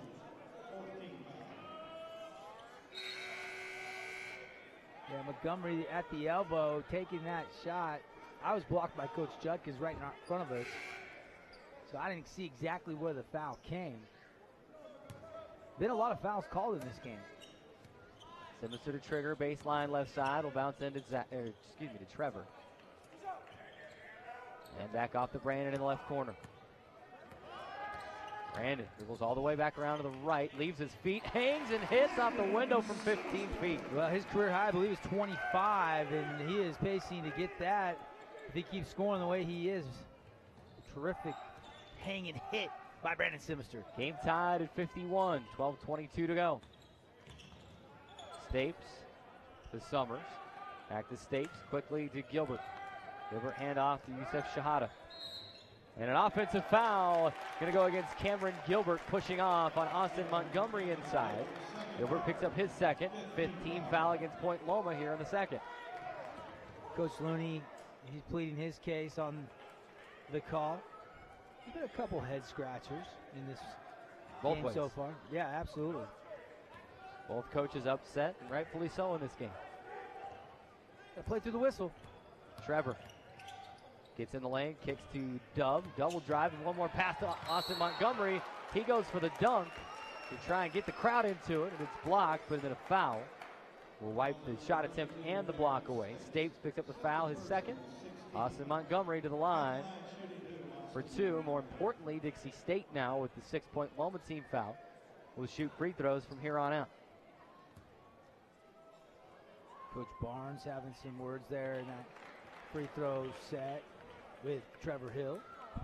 Been a welcome addition to the Dixie State staff. Played here for Coach Judkins. Absolutely. An Knows absolute the conference. Pleasure to be around Coach Jeremiah Barnes. Montgomery goes 1 of 2 from the stripe. At 1 point, Dixie State leads by 1. 52-51, under 12 now. We'll have immediate timeout next whistle. Summers holds left wing. Looking in, nothing there. Instead, dribble handoff to Shahada. Shahada moving now from right to left, crosses back over, fires a 3 straight away, and he hits. Yusef Shahada. That looked a little like Damon Stoudemire for a second.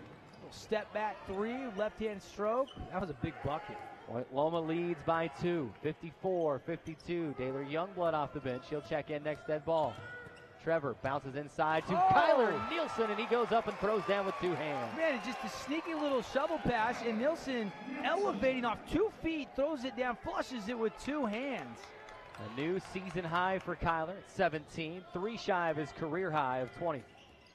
Game tied at 54. Skylar White, big man for 3, left wing, and he'll bury it for Point Loma. Pretty release. White from way downtown.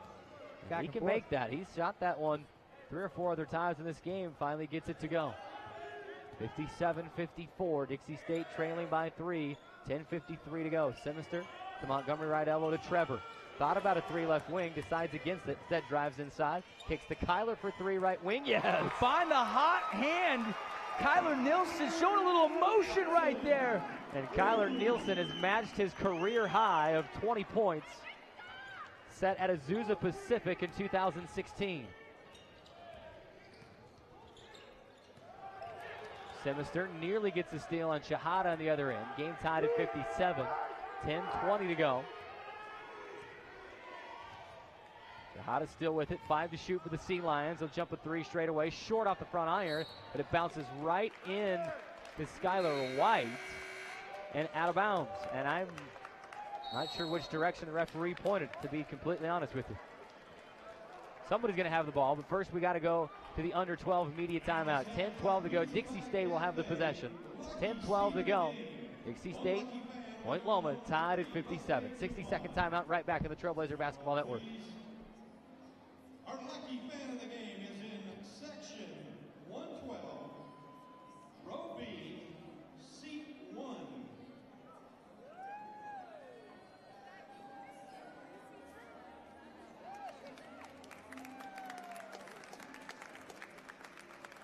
Our family going home with a free buffet coupon. And remember to come to the Pizza Pie Cafe to try any one of their 22 signature pizzas. Don't feel like pizza? They also have 9 pasta options cooked to perfection. Want a lighter meal? Come in and try our solid buffet with all the fixings.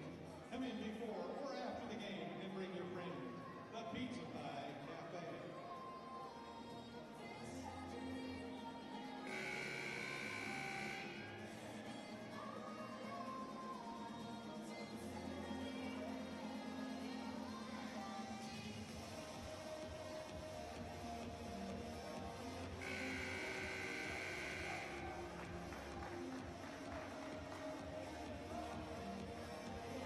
Ten 12 to play. Dixie State deadlocked in a tie with Point Loma 57-57.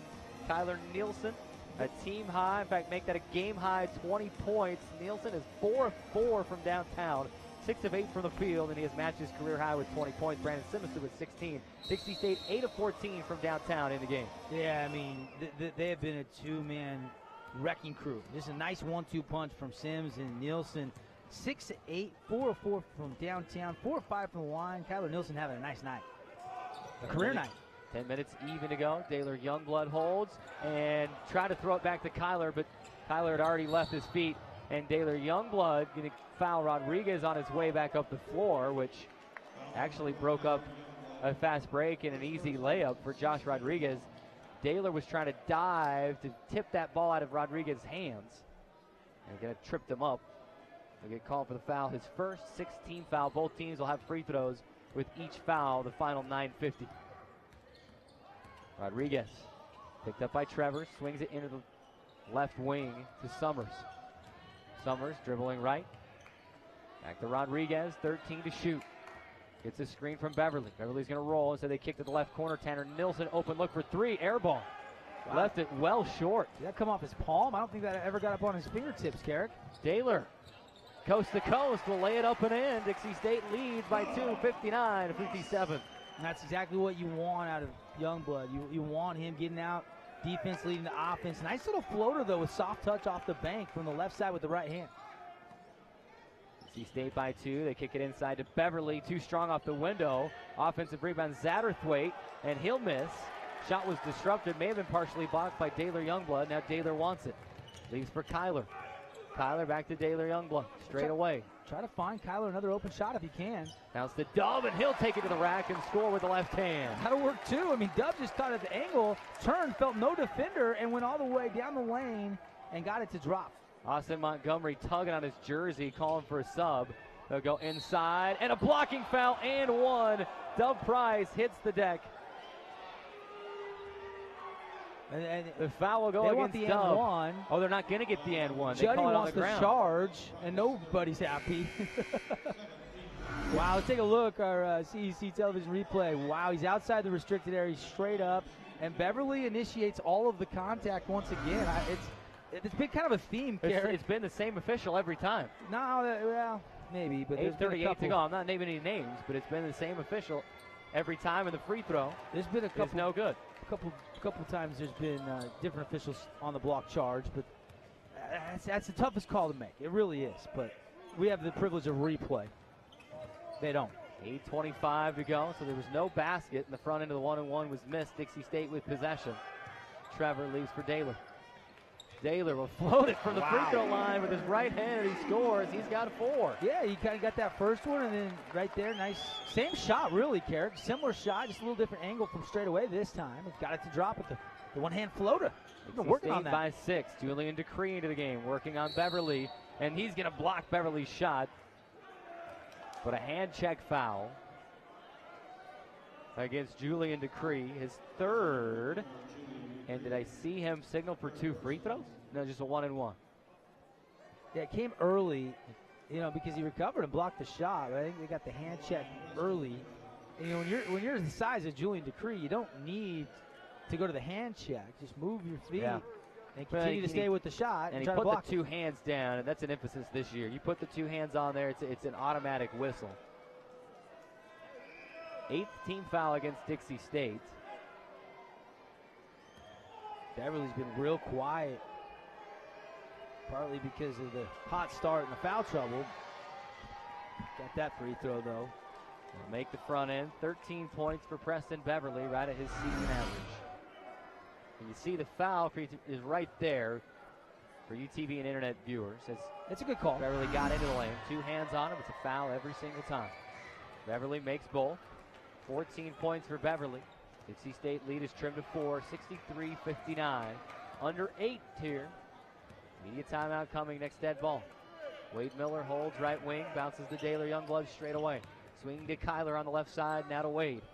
Wade back to Kyler. Kyler to Wade Miller. Got to find the soft spot in the zone. Bouncing to Dub Price, back to Daylor, to Wade with 7 to shoot. Miller hangs and hits with the left.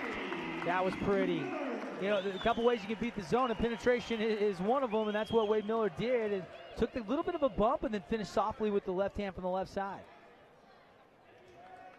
Loma with possession. Satterthwaite left alone straight away. Kyler Nielsen tips it, dives on the floor. Nobody has it. Now Point Loma scoops it up. And they kick to the corner. Summers was left wide open.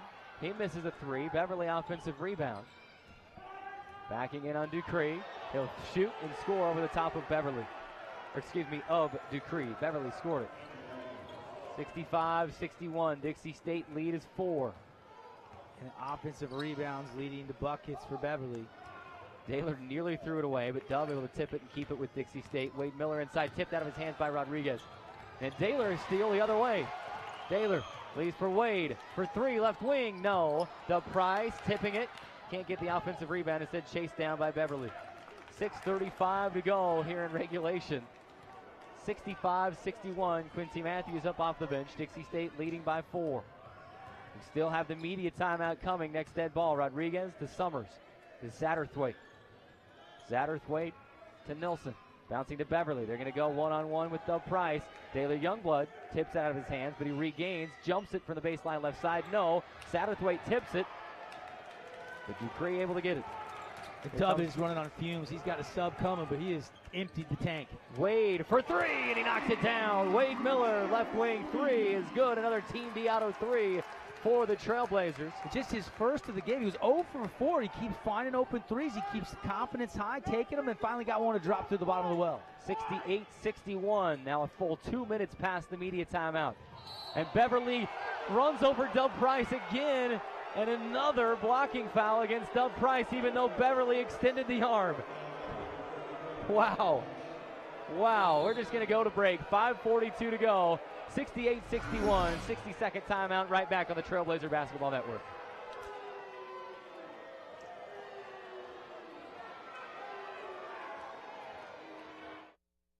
Retired school psychologist, and helping people was my thing.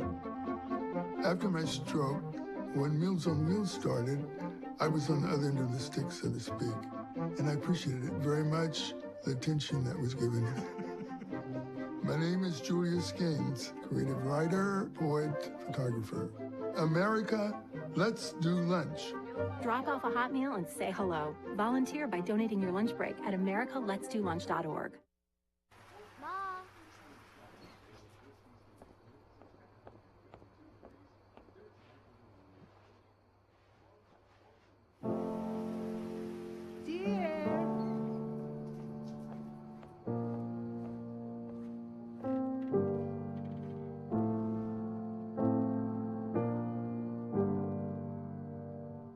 Visit aarp.org/caregiving for information on how to provide even better care for the person who wants to care of you. And welcome back. 5:42 to go. Preston Beverly is going to be at the free throw line for Point Loma. I'm not sure if we can run that replay one more time from back in the truck if possible. Let's just take one more look for you TV and internet viewers at what put Preston Beverly to the line. And Dixie State has tried 8 or 9 times to get an offensive foul called, and they have been unsuccessful every time. Referees refusing to give Dixie State the charge. Beverly makes the front end of the 1-and-1. I'm trying to think of how many charges have been called, period, in this game. Maybe one? I mean, there's been countless blocks, and it looks like, they're just giving a lot of emphasis to the block and not any love to the charge in this game. You got to play through the whistle, though. Beverly makes both. He's got 18, 68-63, 5 points. And he's the guy the Trailblazers advantage. Really got to slow down. He's been Well, that's the thing. They're trying to do everything they can to take it away from him, but they can't draw the charge. Simister, right elbow jumper, rims out. Beverly the rebound for Point Loma. Critical stretch here with 5:20 to go. Dixie State leading by 5. Beverly fakes a 3. Doesn't take it. Dixie State fans want to travel. Referee says play on. Rodriguez for 3, left wing, and he buries it. He did it again. Fake to the right. Got Simister to bite on it, and then buried the 3. He's got 9. Point Loma back within 2 at 68-66. 5:02 to go. Yeah, and all his points have come off the three-point shot. He came in averaging about 31%. Yeah. Simister throws it. It's tipped, goes right back to Brandon. Leaves for Kyler. Dribbles to the right. Hand check foul will send Kyler Nielsen to the stripe. In the midst of all that, Coach Looney was across half court. Referee had to tell him to get back in his box. Foul will go against Noah Stapes. His third, 7th team foul. Both coaches fighting for their guys, lobbying for whistles. Kyler front into the 1-and-1. He sinks it, and there it is. New career high for Kyler Nielsen. 21 points. It needed it because Trevor, if you're just tuning in, saddled with 2 fouls, didn't score but 1 point in the first half. Their leading score coming in 19.4 per game. Simister above his season average, though. He's been very consistent, 6 of 11 from the floor, but Nielsen's the one that's really our leading candidate for the Death Striking Player of the Game award. Kyler misses the second, 69-66, Dixie State lead with 4:40 to go. Another media timeout coming quickly because the other one went so far past it. Beverly, and his shot is blocked by Julian Decree, and Julian's got to be careful. He might get a technical here. Preston Beverly went up to try and dunk it. Decree went up to block it. It looked like he got a clean block. He picks up his 4th foul, and Beverly will go to the line for 2. Decree's got to be a little bit careful. I know you thought you had the clean block. You probably did. Maybe take another shot and look at it again, but he can't show up the officials, or they're going to tee up, and you can't afford in a close game to get a technical foul. I know you're frustrated. I probably would be too. First free throw from Beverly. He misses it. Here comes the replay. Straight up. I mean, is there contact up high? Yeah, there's some contact up high. But Beverly initiates it. Yeah, Beverly initiates Julian it. Decree has every right in the world to be straight up in that position. Beverly makes the second. 19 points for Preston Beverly. 2 points lead for the Trailblazers at 69-67. This is a pretty calm John Judkins, considering the amount of whistles that have went against the Blazers in this game. They were questionable. He's not even... Brandon leaves inside for Kyler. Tipped out of Kyler's hands. Q comes down with it. Passes back to Simister. Now to Trevor. Kicks to the left corner. Kyler for 3. No, it's short. Rodriguez the rebound. And Point Loma now on this possession can tie or take the lead with a 3 with 4 minutes even to go. Too bad. Kyler's been hot. That was a great reset by Quincy Matthews, getting out of the paint and kicking it out. Rodriguez trying to no-look pass, and he throws it right to Decree. Dixie State the steal. Simister quickly the other way. Will bounce to Trevor. Trevor catches with 3:45 to play. Simister for 3 straight away. Rims out. Satterthwaite the rebound for Point Loma. 3:35 to go. Point Loma going to take a timeout. And the question is, it will go to a media. That is the first coach's called timeout of the second half, and I think we may still have the under 4 media timeout. 3:35 to go. Dixie State leads it by 2, 69-67. 60-second timeout right back on the Trailblazer Basketball Network. Fast-paced family life in... There is a place where the sun doesn't hide in the winter, where the greens stay green and the crimson canyons still glow. There is a place where dimples determine destiny, and a tiny wooden tee holds the outcome in the balance. There is a place where we drive for show, putt for dough, and settle the score with another round. There is a place.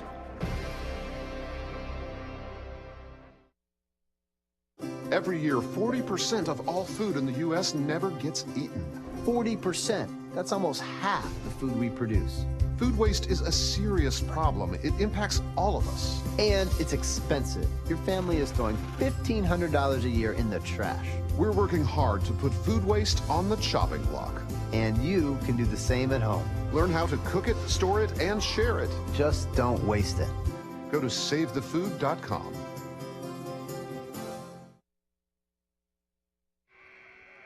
.335 to go in the second half. Dixie State leading by 2, 69-67. And you can't ask for any more than this. An early season Pac West battle. And the three-point shot has been critical to Point Loma's comeback. In the second half, they're 5 of 8. Yep. And Dixie State has slowed down a little bit. Three-point shot dipping to 4 of 11. Still 36%, but not 70% like it was in half number 1. Stapes to Rodriguez with 10 to shoot. Pick coming from Beverly. Beverly will roll to the right. Rodriguez still with it. Kicks to the left corner. Summers for 3. It rims out. Kyler Nielsen the rebound. That's the shot they wanted. Yeah. Simister looking for somebody. Finds Quincy. Kicks to Trevor. Right back to Brandon. Now to to Kyler, left wing. Kyler to Trevor with 15 on the shot clock. 2:57 on the game clock. To Simister. Has it tipped out of his hands, regains, passes to Trevor, leaves it inside for Decree. It's stripped out of his hands and taken away by Beverly. Dixie State just a 2-point lead with 2:45 to go. Every possession critical. Sterling Summers for Point Loma. Austin Montgomery for Dixie State set to check back into this one. Rodriguez gets inside, floats with the right hand. No, is short. Kyler the rebound. Head to Brandon. Coach Judkins wants him to push it. Leaves for Trevor. Drives inside. Avoids the defender. No. Q fighting for the offensive rebound. He gets it. And the Trailblazers will reset. Great. That's another great offensive rebound by Quincy Matthews. And Coach Looney is arguing the ball did not hit the rim, and it did not. Shot clock reset out to a full 30. But we played for a full 12 seconds past that. And now they're going to blow it and get together and talk about it. They could hear what they were saying before that. He's got every argument in the world. The ball did not hit the rim on that shot. And the shot clock reset out to 30. So that's going to be really interesting to see what they put on the clock.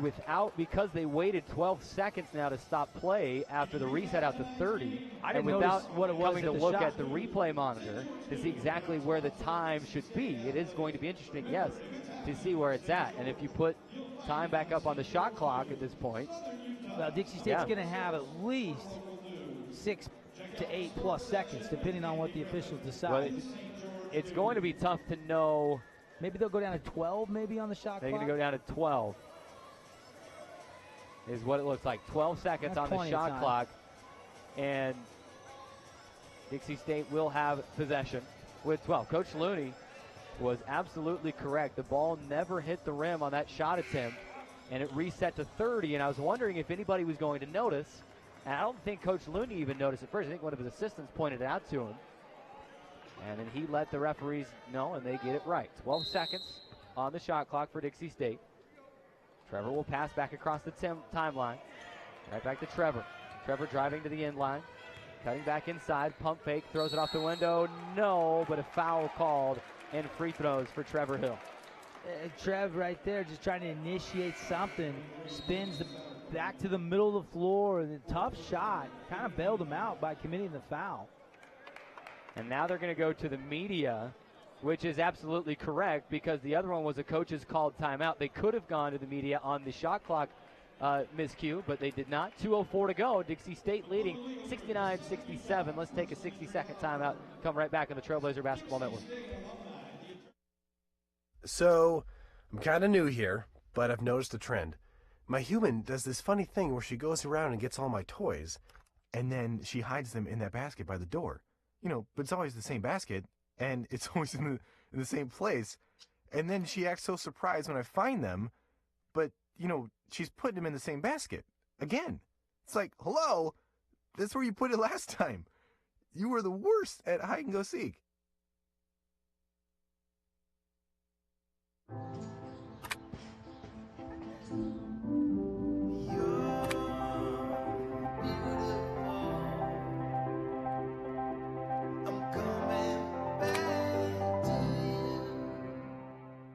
What's Beethoven's favorite fruit? Banana.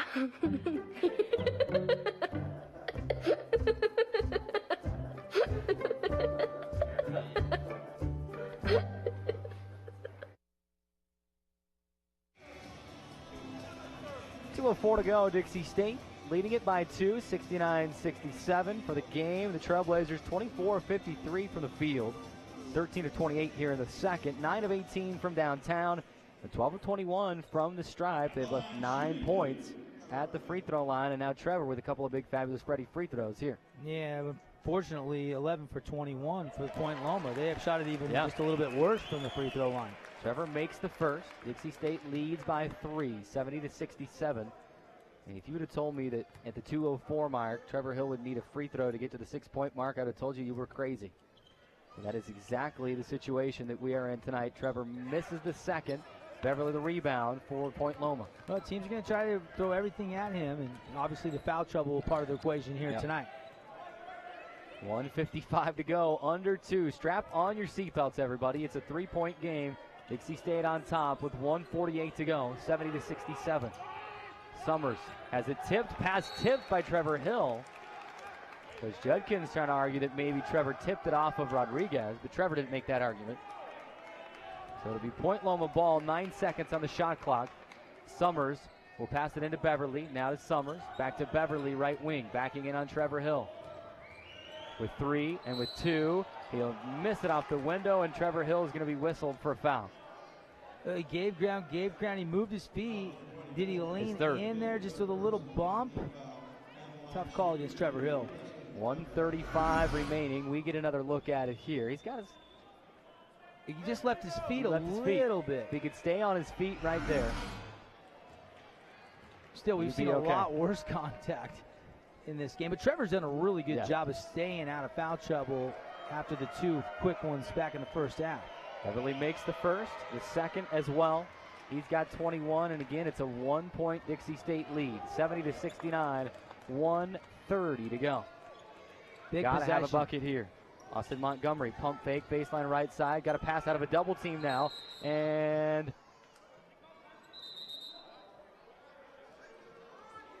an inadvertent whistle. The official thought he heard timeout.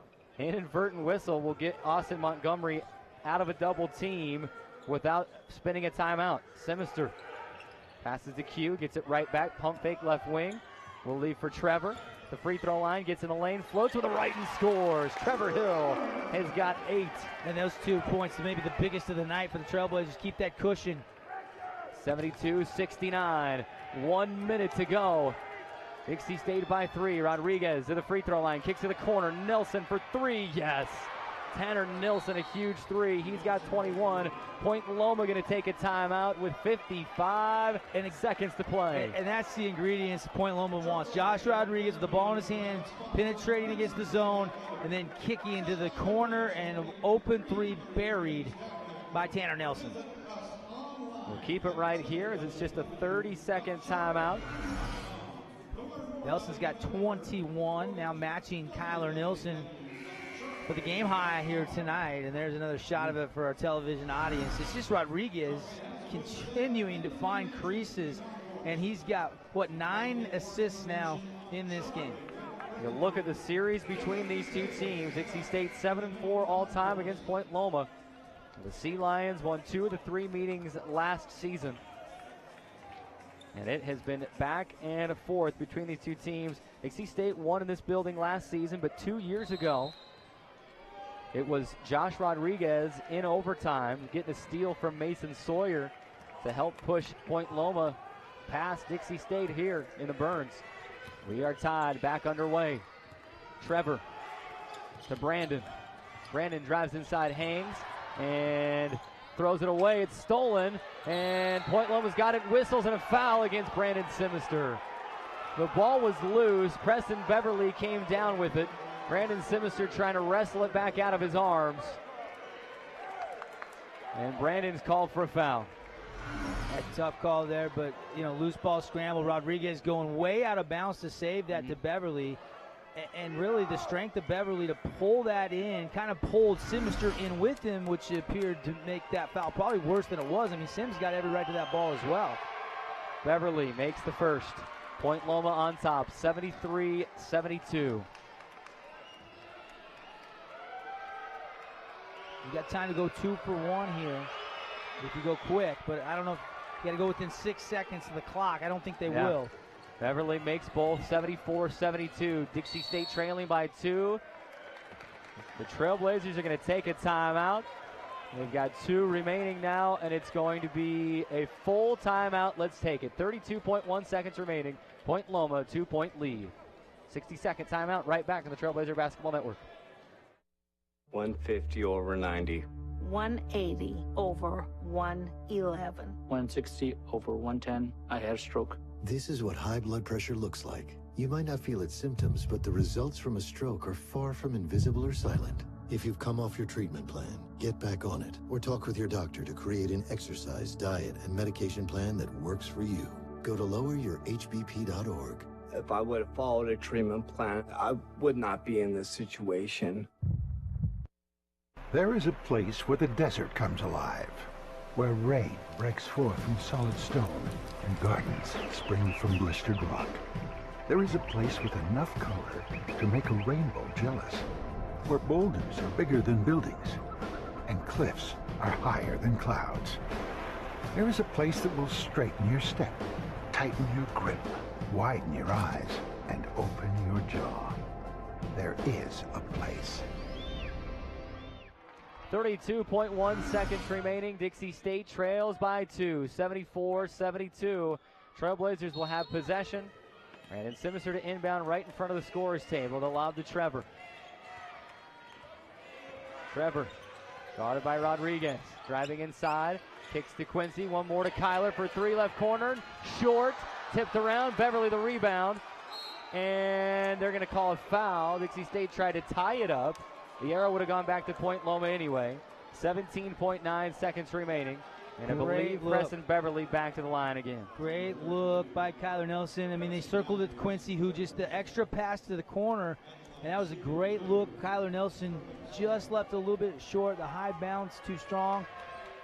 Could have been a jump ball there, but wasn't called. And now you got to hope for a miss here at the free throw line, and it just came on that first one. Summers missed it. 74-72. Dixie State trailing by 2.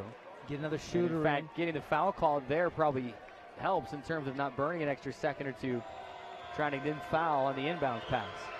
Summers, he tried to give Point Loma a 3-point lead. He missed it. Trevor Hill the rebound. Dixie State has 2 timeouts if they want to draw up a play here.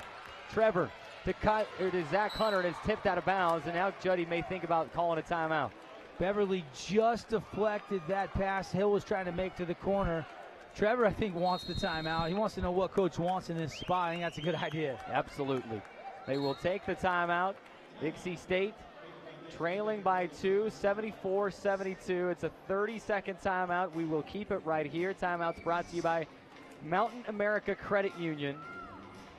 You try to play for overtime, or do you play for the win? Do you try to get a quick one so maybe you can foul and you can see what happens, or what do you do? Yeah, Put your coaching hat on here. I think you put the ball in Hill or Simister's hands, and you drive, and if you get the lane, if they let you have that 2, you take it. If it's taken away, double team comes, or the roll's not there, then you look for the kick out to the wing, and you go ahead and take the 3. I mean, Dixie State has cooled off here from the 3-point line. I mean, they were so hot early on. I mean, still shooting a good percentage from downtown, 9-19, so 47%.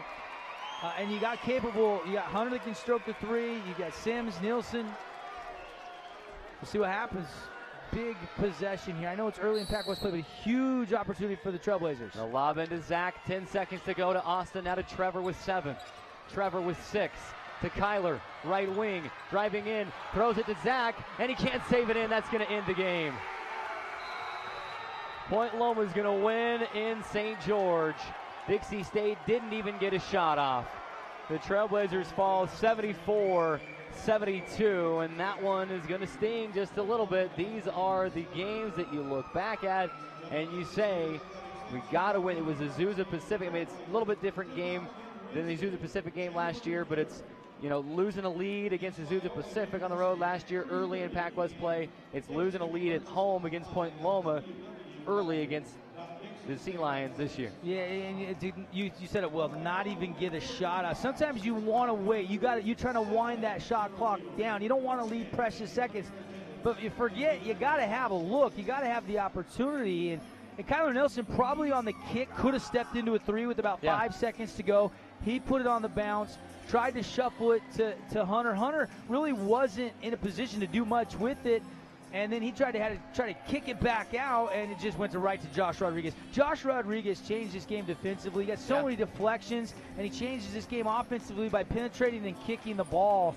A special performance. He does so many things for this team, and man, that one's going to be a tough one to swallow. New Year's not going to be quite as happy for the Trailblazers, who dropped their second Pac-West Conference game here at home. Dixie State now 6-6 overall, 3-2 in Pac-West play. And Point Loma has just had Dixie State's number over the last 4 matchups in this series. Let's step away. We take the full 3-minute post-game timeout. When we come back, the Johnson Pediatric post-game report. A lot to talk about in this one, and who knows what version of Coach Judkins you're going to get this season. We've had, after games like this, where he comes out and he's just 100% lays it all out on the line, and others where he's a little bit more calm and collected. We'll have to see which Coach Judkins we get here tonight. Dixie State falls 74-72, a tough one to swallow as Point Loma comes into the Burns Arena and steals one on the road. 3-minute timeout and back with the Johnson Pediatric postgame report.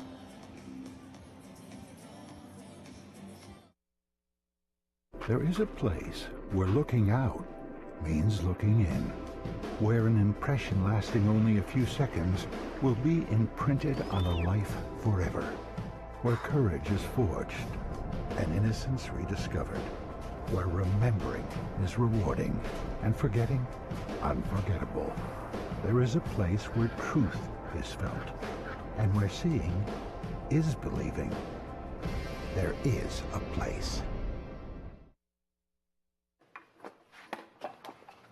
Did you hear about the pony with a sore throat? He was a little horse. Can I tell you a cat joke? Just kidding. Why couldn't the Why was the basketball court all wet? Why?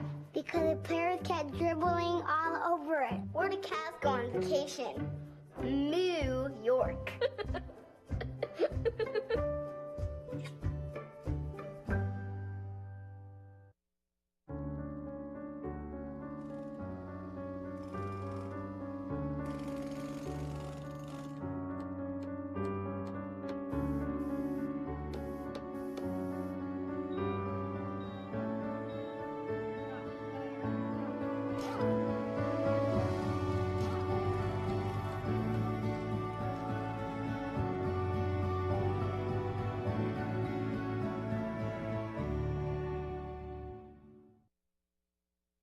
So, I just moved in with his family, and it's embarrassing.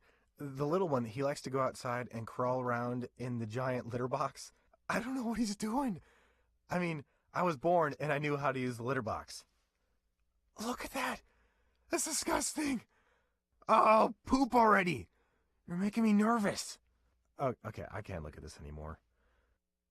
I really hope he grows out of this, for his sake.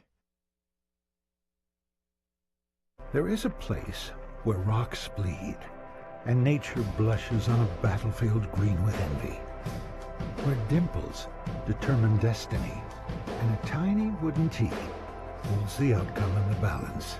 There is a place where friends are opponents and opponents are friends, where the prize is elusive, the conquest is captivating, and the score isn't settled till the drinks are down. There is a place. See on page 4 that the projections need to be earthquake. Next Thursday? Seriously? Thursday? Can't do that. This is really inconvenient. I have yoga that day. I have no time for this. So. I can't do Thursday, but I can do Friday. Disasters don't plan ahead. You can. Talk to your loved ones about how you're going to be ready in an emergency. Don't wait. Communicate.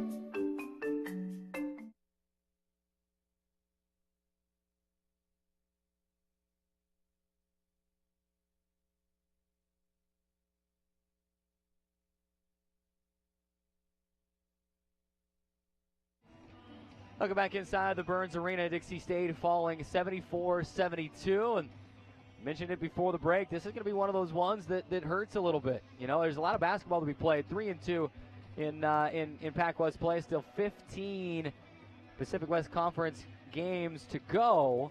Like I mentioned before the break, like Azusa Pacific last year, I mean, when you're playing for seeding and you're playing for, you know, you're trying to get into the NCAA tournament too. I think, you know, the more these losses start piling up, you get to a point, if you want to make it back to the NCAA tournament, you're going to have to win the Pac-West tournament, and that's becoming more and more apparent as the losses continue to pile up. Trailblazers fall in this one 74-72,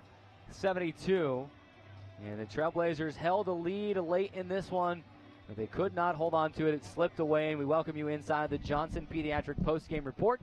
Dr. Cody Johnson and his staff make your kids feel right at home. See why so many are choosing Johnson Pediatrics. Call 628-0511 and ask for the new patient special. If you go back and you look at the lead, Dixie State held a lead for most of this one. In fact, led it 70-67 with 2:04 to go, and could not hold that lead. Tanner Nilsson hit a couple of big threes down the stretch. Kyler Nielsen on the Dixie State side had a couple great looks at some threes late.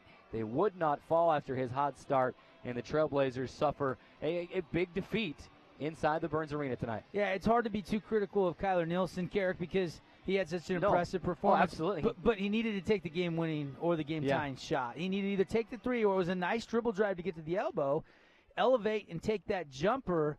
And you don't know, but he's such an unselfish player. Yeah. He tries to make the unselfish pass when he really needed to take the game tying or winning shot. And so that one's going to hurt, and I'm sure Kyler will not relish the 21 as much as he would have had they won this game. Mm-hmm. Absolutely. And just it's like we talked about before the break, in that situation, in hindsight's 20/20, but you can't go without a shot attempt on that last one, whether it's trying to get in the lane and seeing if maybe you can get a foul or taking a three. I mean, you can't go empty on that last possession. You've got to give yourself a chance, and it just didn't happen. And listen, I mean, kudos to Point Loma defensively for keeping the ball out of Simister and Hill's hands. I mean, you know, but if you're Dixie State, you had it in a guy's hands that led you in scoring in this game and shot it really well. I mean, 6 of 10 from the field, 4 of 6 from downtown, 5 of 7 from the free throw line, and 21 points, 5 rebounds. Just a great all-around stat line for Kyler Nelson. But Josh Rodriguez, you know, what he didn't do in the scoring department, he did in other ways, especially the 9 assists. I mean, none better than when he drove the middle of the key, kicked it to Tanner Nelson for that three that tied it, I think, at 72. And at that point Loma knew with a little over a minute on the clock, they were in good position to try to steal one on the road. And that's all you want if you're Coach Looney. You want a chance to win on the road. Not many teams can come in here to the Burns Arena and steal a game. They've been so terrific at home under Coach John Judkins. Even prior to that, I mean, this has been such a great home court advantage, and it's got to be a good feeling for Point Loma. And you got to imagine, I don't know what the date is on that rematch game when they go down there to San Diego, but that one's going to be circled as of right now. Last game of the regular season, yeah, February 24th. And that's going to be a big one. And that's going to be a revenge game, and that's going to be a big one for the Dixie State Trailblazers, because they did. They let you just mentioned how, I mean, it had a largest lead of 8. Point Loma's largest lead was 5. You know, both teams led for about equal time. Dixie State had just about a 2-minute advantage in how long they led the lead. But this game was never put out of reach by either team. You had a feeling it was going to go to the wire, and it did. And really incredible shooting in the second half for Point Loma. 56% from the field, 60% from downtown. You know, in the first half, they're only 3 of 11. Dixie State led by 5. And obviously, you shoot 60%. And then, like Dixie State did, and they shot that first half lights out 71%. I mean, that three ball can carry you a long way, but as they say, you can live by it, you can die by it, and it was a tale of two halves with the three-point shot. It really played out that way. And Rodriguez, you mentioned, I mean, he had 9 assists, game-high 9 assists for Rodriguez, but he hit those 3 threes as well when he needed to, and had that break, that move that just fake the right, jab to the right, get Simister or whoever's guarding him to bite on it, and then take one dribble to the left and bury the three from that left wing. I think every single one of his threes that he made was that type. And you've got to give credit to not only Tanner Nilsson for making those shots from the outside, but Preston Beverly, 23 points, 9 rebounds. And, hey, if they're not calling offensive fouls against you, why change your game? And he continued to do that, and he punished Dixie State inside and made most of his free throws in that stretch as well that helped Point Loma fight back into this thing and overcome that 8-point Dixie State lead when you thought, okay, now here we go. Maybe they're going to blow it open. They did not. Like you said, they hung close, and that's all you want as a coach on the road to do that, and then they made the plays down the stretch when Dixie State was not able to get shots fall down the stretch. One other thing that'll really, frustrate Coach Judkins when he looks at it, the 19 turnovers. There was a lot of calls. The game's progress was not a free-flowing game, but you still can't have 19 turnovers at home. Yep. That's just too many. You did force 15 for Point Loma, so a lot of turnovers everywhere, but that's just way too high of a number. I can't remember the last time I saw near 20 turnovers at home for the Trailblazers, and yet you still had a chance to win or tie the game with plenty of time on the shot clock. Dixie State falling 74-72. Just some quick team numbers for you, some Finley Subaru stats before we hand out some awards. Always tough to hand out some awards in defeat, but there's some great individual performances tonight that you have to look at. Some quick team stats and some highlights and awards. But Dixie State finishes 25 of 56 from the field, 46% there. 9 of 19 from beyond the arc, 47%. Cooled off from where they were at, and 13 of 22 from the free throw line, 56%. I don't think missing free throws is the sole reason for losing, but you leave 10 points at the line again, and Point Loma missed 12 free throws as well, so it evened out. But that doesn't mean that you can't look at it again and say, now listen, we had a little bit of a slip up in our free throw shooting tonight, and we've got to be a little bit better than that. So let's take a look at some highlights. And do you have one more thought, Deb, before we hit? Let's take a look at some highlights. Hopefully, just second half highlights and go through here. Shahada, he came and hit a big three, a couple of them for the Sea Lions as well, the backup point guard. And Trevor just had a pretty frustrating night, but he got guys going. Kyler Nielsen, the dunk there. Really good helper by Hill. He did have 7 assists. I mean, and found ways to get to the middle, kick out, and then Nielsen, one of his 4 triples he had on the game. And Wade Miller played extended minutes today and looked good. Look at that athletic move with the left-hand finish off the window. A little bit later, it was Rodriguez kicking to Tanner Nilsson in the corner. He buried it. I believe that tied the game, and then Beverly make some free throws later to seal the 74-72 victory. Of course, Dixie State didn't even get a shot off on the final possession of the game. Let's hand out some awards. I think tonight it's pretty easy. Dad's Trucking, Player of the Game, your quality service carrier, running strong since 1988. Fuel up and grab a snack at Ernie's too. Top of the Boulevard, living your Dad's Trucking Player of the Game all season long. My vote is Kyler Nielsen from a career-high 21 points. I don't think there's any other question that you can go there. 6 of 10 from the field, 4 of 6 from outside, 5 of 7 from the free throw line, 21 points. He'd probably tell you he'd want the win more, but Kyler Nielsen will be our Dad's Trucking Player of the Game tonight. And with that, we welcome in the coach, head coach John Judkins, joining us. Coach, you always say you can't lose at home in conference play, and this one kind of felt like maybe slipped away just a little bit. Well, it did. I mean, what I said in there at the end was, guys, I don't get it. I don't know. I'm just really, really frustrated right now. We've lost 6 games, and 5 out of the 6 we've lost.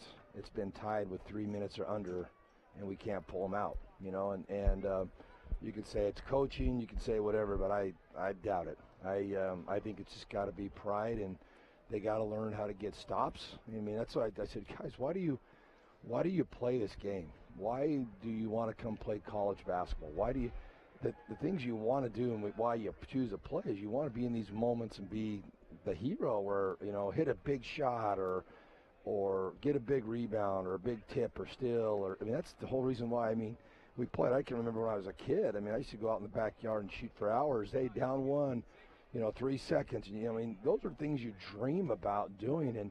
And tonight we had chances like that, and guys were scared to pull the trigger.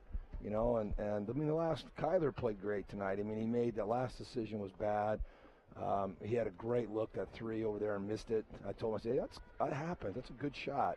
But that last one, he should have just done a little 15-foot pull-up. Boom, lock it down. We go to overtime and go from there. It was like he was trying to make this incredible pass.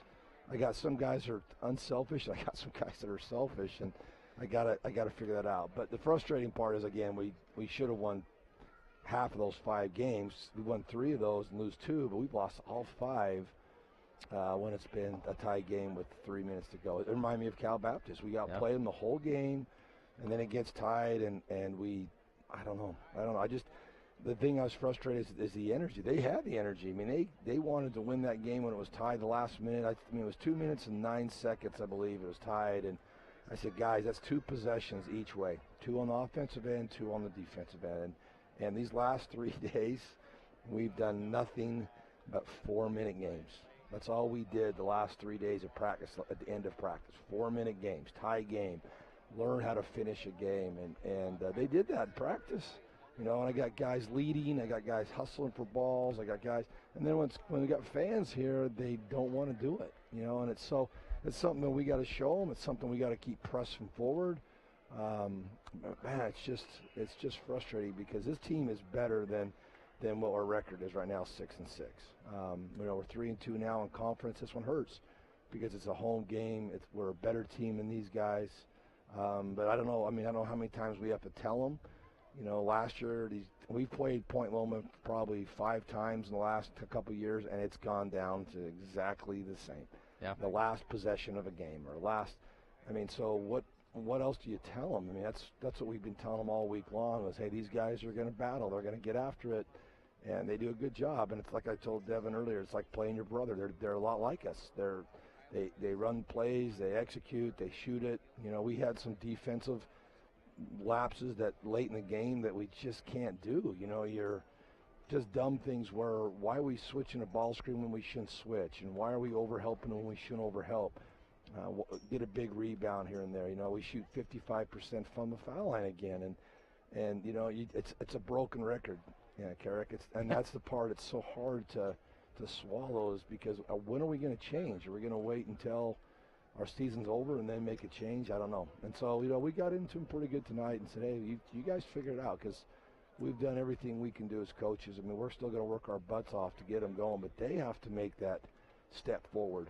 Are we going to be a good team or are we going to be a great team? Because right now we're an average team, being 6-6, and that's something we have to work on. Like Trevor didn't have a great game tonight.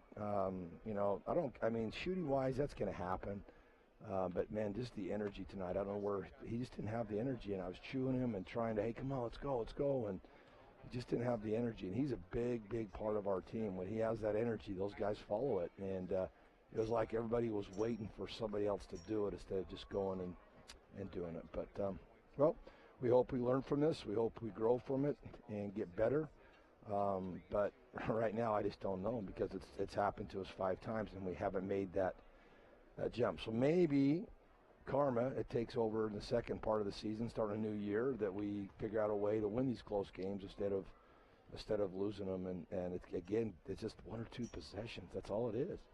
And changes, and like I said, great teams figure out, or good teams figure out a way to win games. And we just don't have that. What did you have designed on that final set on offense? That's a good question. I'm trying to think of what it was. We did, let's see, I'm trying to think it was a double fist. But we tried to get some penetration out of it. I thought Brandon was out of bounds over there. It wasn't on the side. Is that where it was? Yeah. That corner over there. We ran a play. We tried to get we thought they'd really jump out and guard Simster like in the corner. And we might maybe get one of our big guys to screen and then slip through and get a catch in the key and get a easy bucket right there. And it got tipped. And I said, Kai got a good hustle play, gets it, makes a great move to the middle of the floor, and he sees Zach, but it's a tough pass, and I don't know the time. Maybe we got to work on some last-second shot stuff, and think he's leaving too much on the clock or something? I don't know. I don't know if he thought it was like I got to hurt. I don't know. What's something we got to ask him and see and show him, and I mean, that's something I got to do better, maybe, of doing some last-second shots. We did that.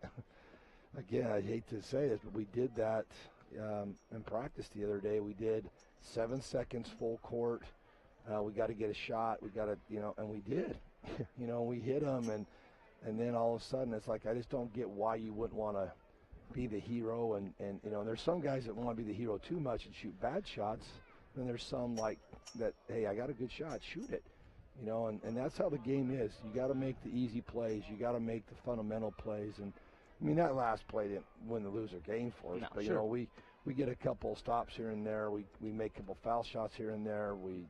The loose ball where Sinister gets called for a foul. I mean, it's a 50-50 ball tie game. We get that. We go for one shot, win the game, or overtime. They call a foul. They go down and make some foul shots. So it's something that we have to do better, and we're going to do it as coaches. We'll prepare them, but they're the ones that are playing. They're the ones that got to make that adjustment. We can show them all we want, and we can teach them all we want, but they have to make that step. How bad do they want to do it, or do we want to just be an average team and hope that we make it into the tournament and then try to turn it on? I don't know. That's something that we have to figure out. Speaking of defensively, I mean, did you ever get any sort of explanation about maybe what your guys were doing defensively to not earn the offensive foul calls? On the other end, all the replays sure looked like it probably could have gone that was the other way. It was frustrating, but I told my bench, I said the same rep, Derek, was calling a block every time. It was a block. So I said, why don't we see if we can do that at our end, where we drive hard or we pick and roll, we hit the post kind of like they did. There was a couple that I thought. I mean, Dubs, I believe, was a foul. Julian's was a foul. But we had a couple that we were, and he's like, oh, you were in the restricted area. And I said, no. So then we look up at the Jumbotron, and again, you can't go to the back of that, but you look at that, and it's not even close. I mean, he's outside it. But, you can't blame it on that. But I tried. I asked Tanner. I said, Tanner, how do I get an explanation? How can I go and tell my guys, hey, this is what you're doing wrong, or this is what because he would never explain to me. And Tanner wasn't the one that was calling him. It was the other guy, and that was frustrating. So I was trying to get if I could get a reason why, then I could tell screaming and yelling. And we have no more afternoon games, thank goodness. 7:30 is the time, and I think we get more people here and know about it. I think that will help. I really do. And we got to get Stampede here because it's still break. We got next week we have no students. Still break? Still break next week.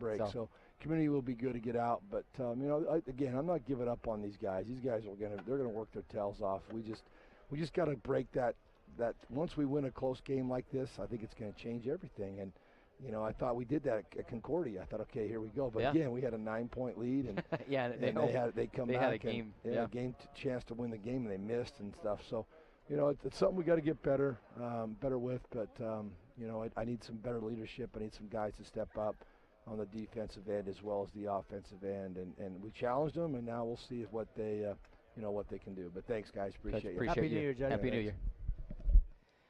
Hey, Coach John Judkins in our McMullen League Group coach's comments, and like I said, he comes out and he's just completely honest. And I think what you hear is just an exasperated Coach Judkins that just thought, I've tried everything that I know what to do. We've got together as coaches. We've great game plans. We're working on the things in practice, and just the last 5 minutes or so, it's just not translating over to the court. And like what he said, he tells the guys, how much do you guys want this, because it's going to be on you to fix this and make it right. Yeah, and he appreciated what Kyler Nelson did tonight. I mean, 21 points, game high. That last shot was not it, obviously, as far as winning and losing this game. Should he have maybe taken the jumper instead of being unselfish in that instance, trying to find Zach Hunter and make a tough pass to the baseline? Yeah, I'm sure Kyler will go to the film and he'll go, okay, I should have shot that. I mean, I'm sure he's already started that process in his mind. And, you give Point Loma some credit, though. That's a gutsy team on the road. I mean, Josh Rodriguez, you knew he was going to be a handful. We talked about the pregame, Tanner Nelson and the three-point shooting ability. 4 of 10 tonight. You held him a little bit below his season average, but still had that big one in the corner to tie it there. It's about 1:08 on the clock. So, they're 2 star players. Well, really, they're 3 star players because Preston Beverly was a monster huge tonight. Yeah, and really, when Dixie State was able to get that lead at the half of 5, he was on the bench, and then they were able to, kind of keep him in check. But there was too many opportunities where he was able to get, some rebounds and some putbacks, and Obviously, 9 rebounds in this game. He did a good job on the defensive glass. I think the one offensive rebound he had, though, was on a putback. He scored points. That's a good team. They're going to beat a lot of teams in the Pac West, and hopefully Dixie State's going to do the same. Absolutely. And you look at Beverly as well, and dude was fired up. I mean, after every play was fired up. And not that Dixie State players weren't, but like Coach said, where's the fire? Well, and where's the emotion? The hustle play where Rodriguez went way out of bounds, saved it, and he was able to. Yeah, the one that Simister got called for a foul on. And that was a tough call because Sims is just going to play the ball, and Beverly's just so much taller than him, and he secured it, and then the whistle came, and obviously the end result, 2-point loss for the Trailblazers. Yep. But I thought the hustle and the effort was there. You notice Coach was not like, hey, we're not trying, we're not trying. No. I mean, these guys were tugging on their jersey a couple times. I mean, you guys were emptying the tank and then getting a quick sub, and obviously that's tough to do. You don't want to come out of a game, but that's what Juddy wants. Hey, give me everything you got, and I'll get you a sub, and they'll try to get you right back out there. And obviously, Trev is going to have games where he's going to do a lot more. I mean, 8 points for Trevor. He just never got into a rhythm. Only 50% from the free throw line, 2 of 6 from the field.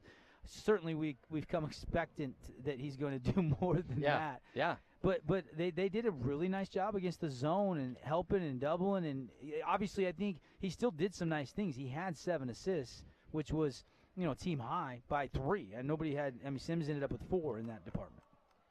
Tyler Nielsen, our dad striking player of the game. Let's just rattle through these here as we go back down through. Porta Sub Super Sub of the game. I think you look at that and that one's interesting. That one's always interesting. And tonight, who do you go to? Wade Miller had 9 points. And he actually started bench. the second half. He came It's out. true, he did. And started the second half. I think he's probably the most likely. I mean, Julian Dupree had some nice rebounds. Had a block that was called a foul. That was kind of a fire you up. Had a dunk that got fouled on and then couldn't convert from the foul line, but one time. So he only had 1 point. But I like the energy, and you heard Juddy's comments about Julian. Like, if we can just get him to kind of understand what we're trying to accomplish, he's got the ability, and he's got that big, thicker frame that Isaiah Clark and Montgomery don't have. They're more wiry. So it'll be interesting to see his progression over the season because he could be a guy that could really just all of a sudden get it and really start to play more minutes and be very, very productive. Les Olson, play of the game. That's kind of always harder to pick out, especially in a loss. You had the Kyler Nielsen dunk, the pass from Trevor, and Kyler. That was big. That was big. What else jumps out off the page? Well, like I said, it's hard in a loss. I hate to go the other way, but if you really want to know the play of the game, I thought that corner 3 by Tanner Nelson. I know that's for Point Loma, but when that tied the game, that was huge. You want to go Point Loma's Rodriguez's save to Beverly there. Those key plays won them the game. So it's hard to pick one for the Trailblazers down the stretch because those key plays were made by Point Loma. That's why they won the game. Absolutely. B.A. Robinson, look ahead.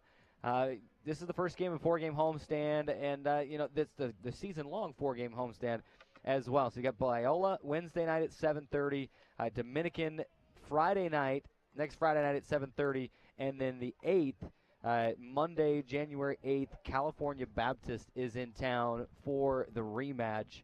And I know there's some things going on, too, to be able to, if you're out there listening, be on the lookout for your kids, especially at the elementary school age, to come home with some flyers to get some family blackout to get some family 4-packs. Your kids get in free anyway, but you can, for mom and dad, you can get in free to that as well. They'll have T-shirts for you, and that's the one that's really circled on the calendar to say we've got to get that one against California Baptist on Monday, January 8th. All the games now from here on out at home are at 7:30. So appreciate you coming out to the games and continue to do it. This is your B.A. Robinson look ahead. Again, just one last wrap up. Dixie State falls 74-72, now 6-6 in overall, 3-2 in the Pac West. An uphill battle ahead, but what we've seen over the last 5-6 years, Devin, out of this team, they are kind of a second half team. You kind of wait for that 8, 9, 10 win game win streak, and hopefully this isn't the year that stops, but that the trend has been that way over the last few years, and hope they can do it again. Yeah, you've got some big home games in January, none bigger than that Cal Baptist game, that blackout game, and then Hawaii Hilo, Hawaii Pacific, Holy Names in February. You went out at home, and then like Juddy said, you find a makeup win on the road, whether that's in Hawaii when they go out there the end of January, 1st of February.